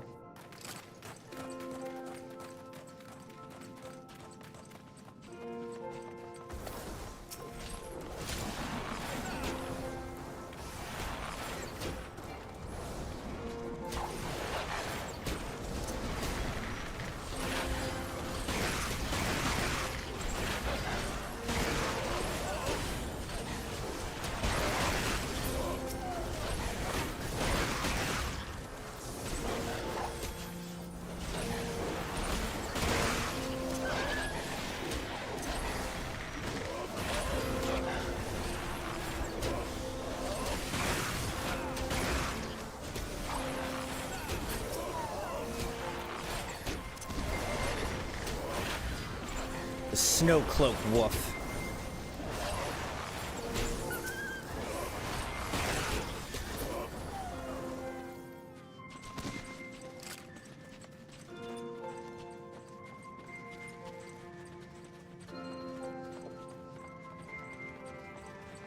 A white bear. AKA a polar bear.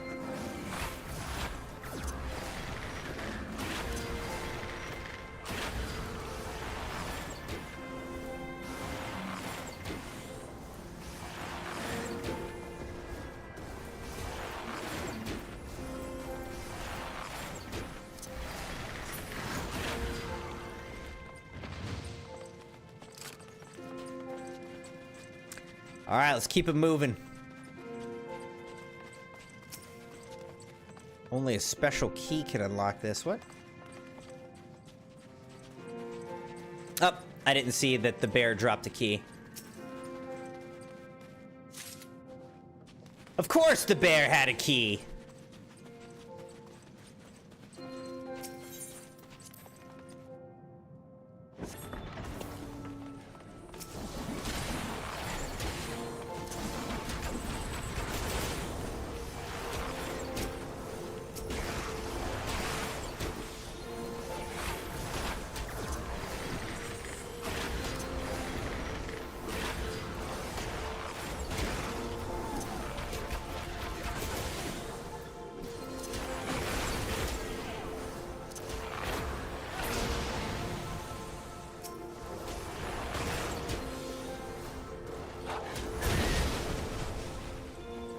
All right.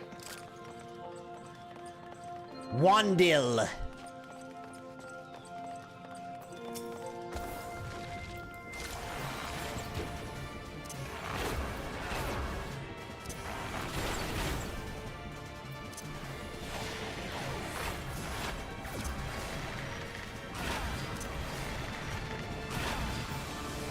Silence is sealed off.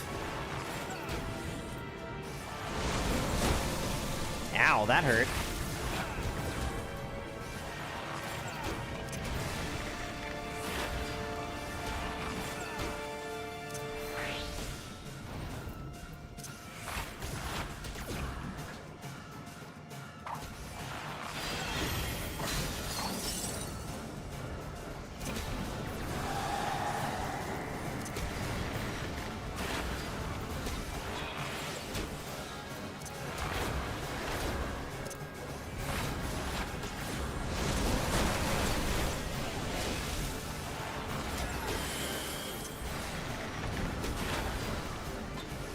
Zach, how's it going?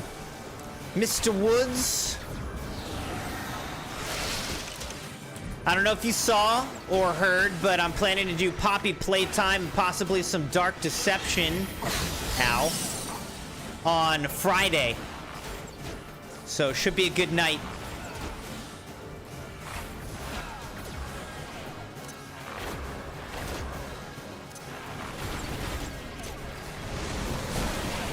Oh, dang, I'm frozen, dude.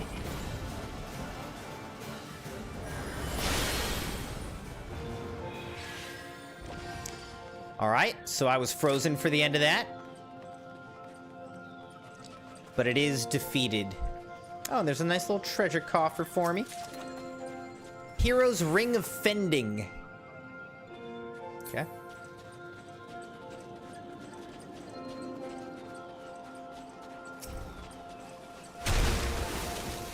Sheesh.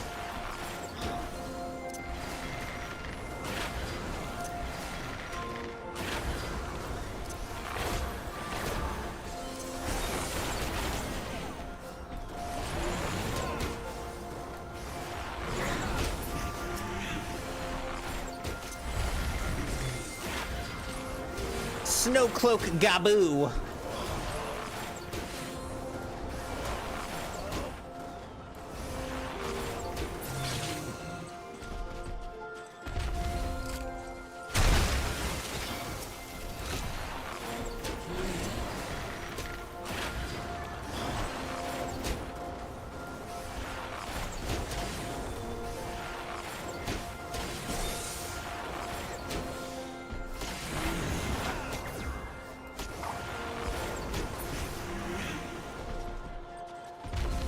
Bunch of little ice sprites. Oh dang, they latched onto me.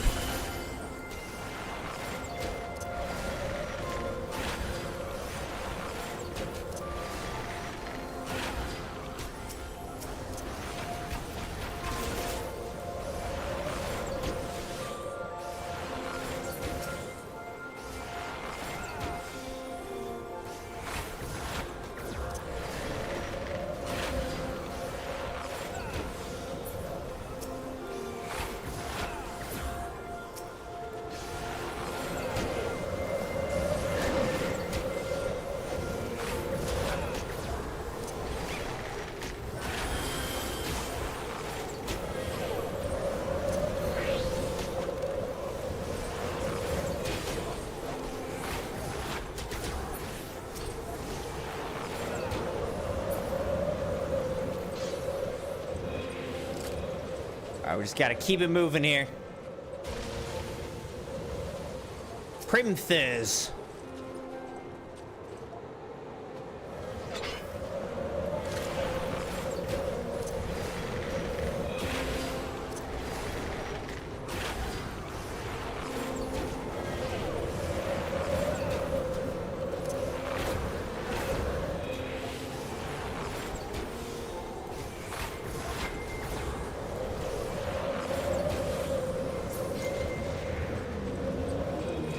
It's like, you shall not pass.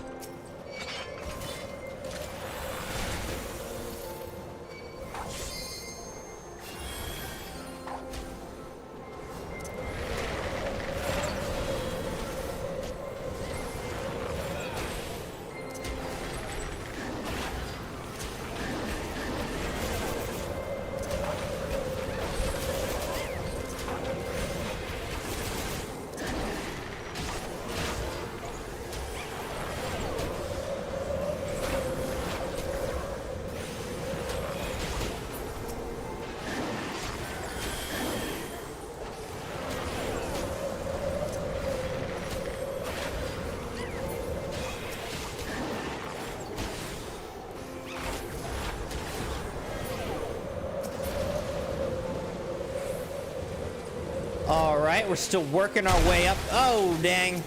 Another Snow Cloak Gaboo. Man, this dungeon is just full of enemies.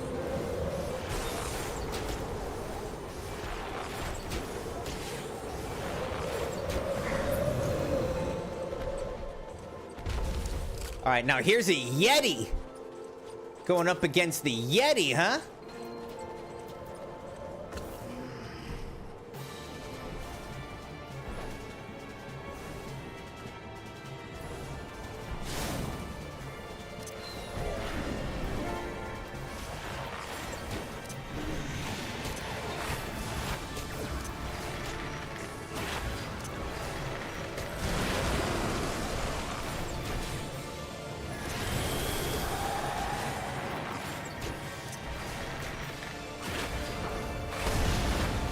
Oh, dang. I thought I wasn't in the hit zone there, but I guess I was.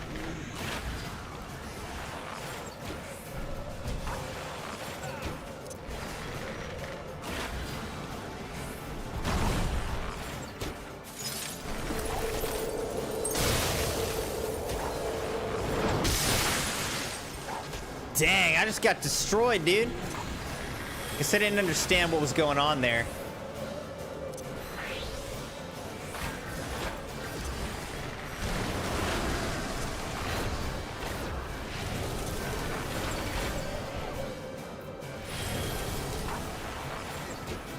At least we got a good healer. Dang, I almost escaped. This guy's destroying me right now, though.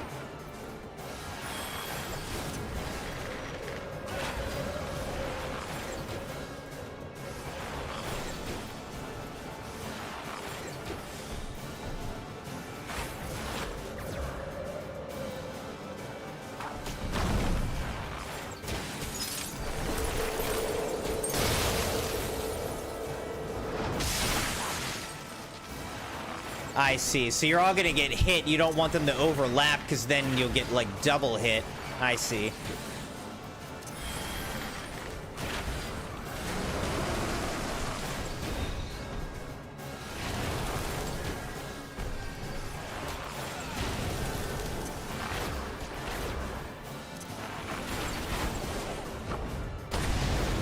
What? How'd that still hit me?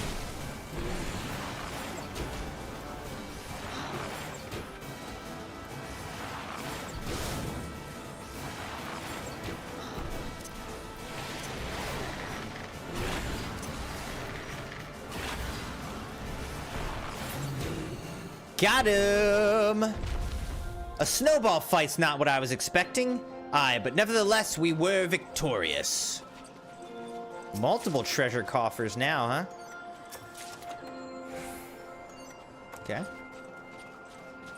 Let's keep on moving.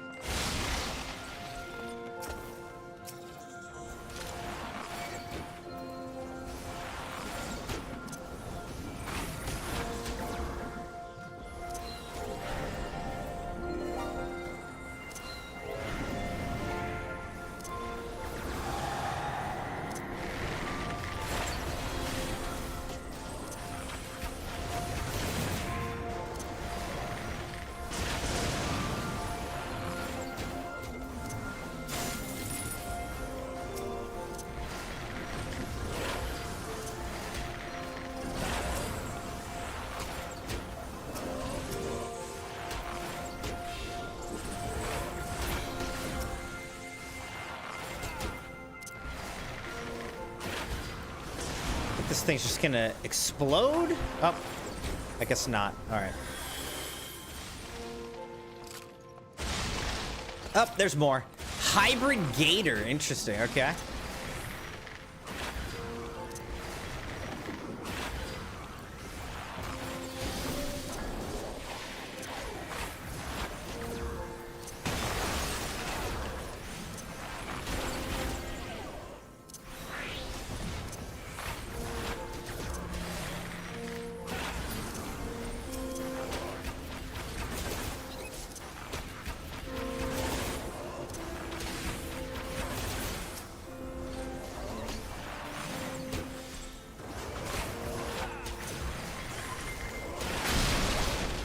Excellent. Oh, now we got a snowclops.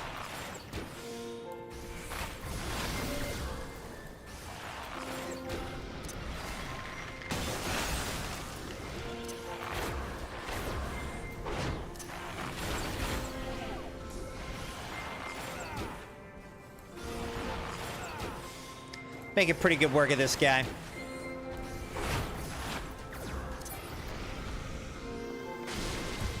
Boom. Oh shoot, something's falling.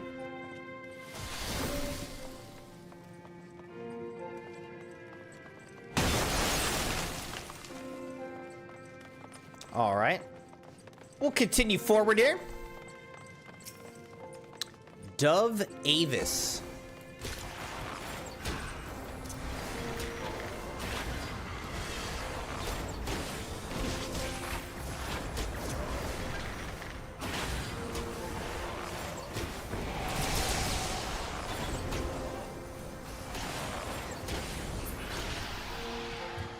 That was a pretty cool looking enemy. Here's Cherry Harrier.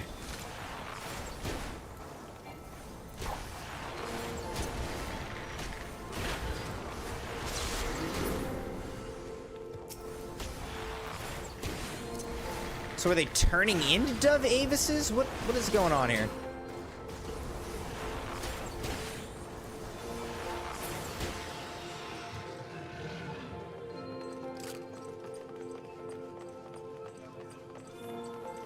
It doesn't seem like I can go through that door, so all we can do is just go this way.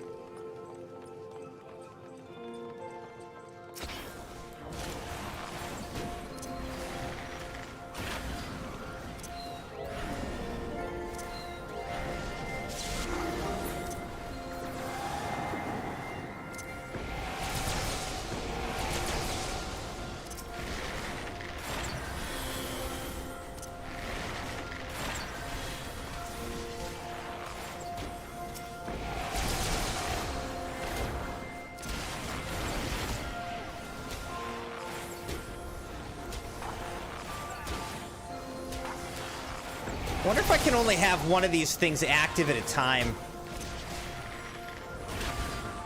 So you gotta, like, pick which one you're gonna have active.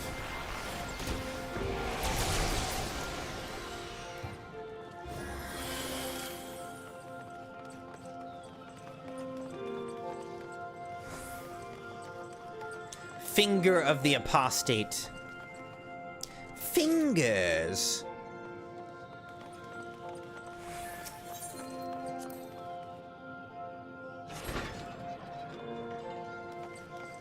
All right, I think this might be the end of this dungeon, but I don't know.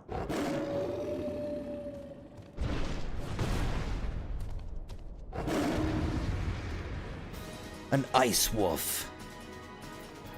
What do we have here? Fenrir, of course.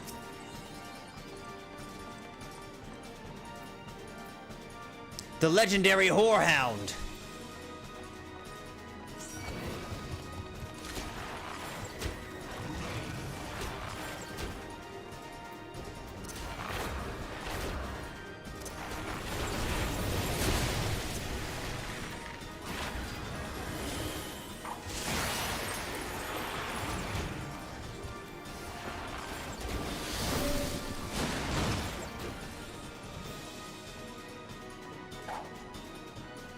Oh shoot, am I supposed to get behind one of these things?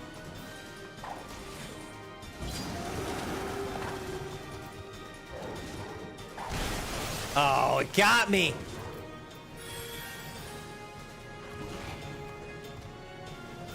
I gotta wait 2 more seconds.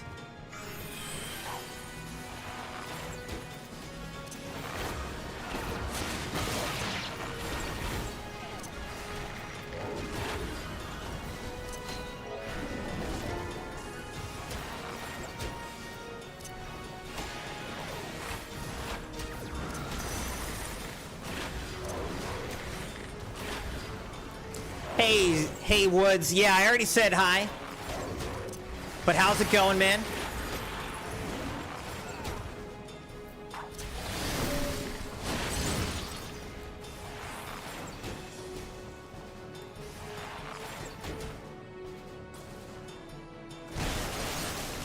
I don't understand. Do I keep choosing the wrong pillar?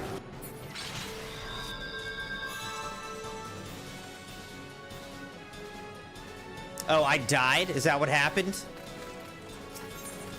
Dang.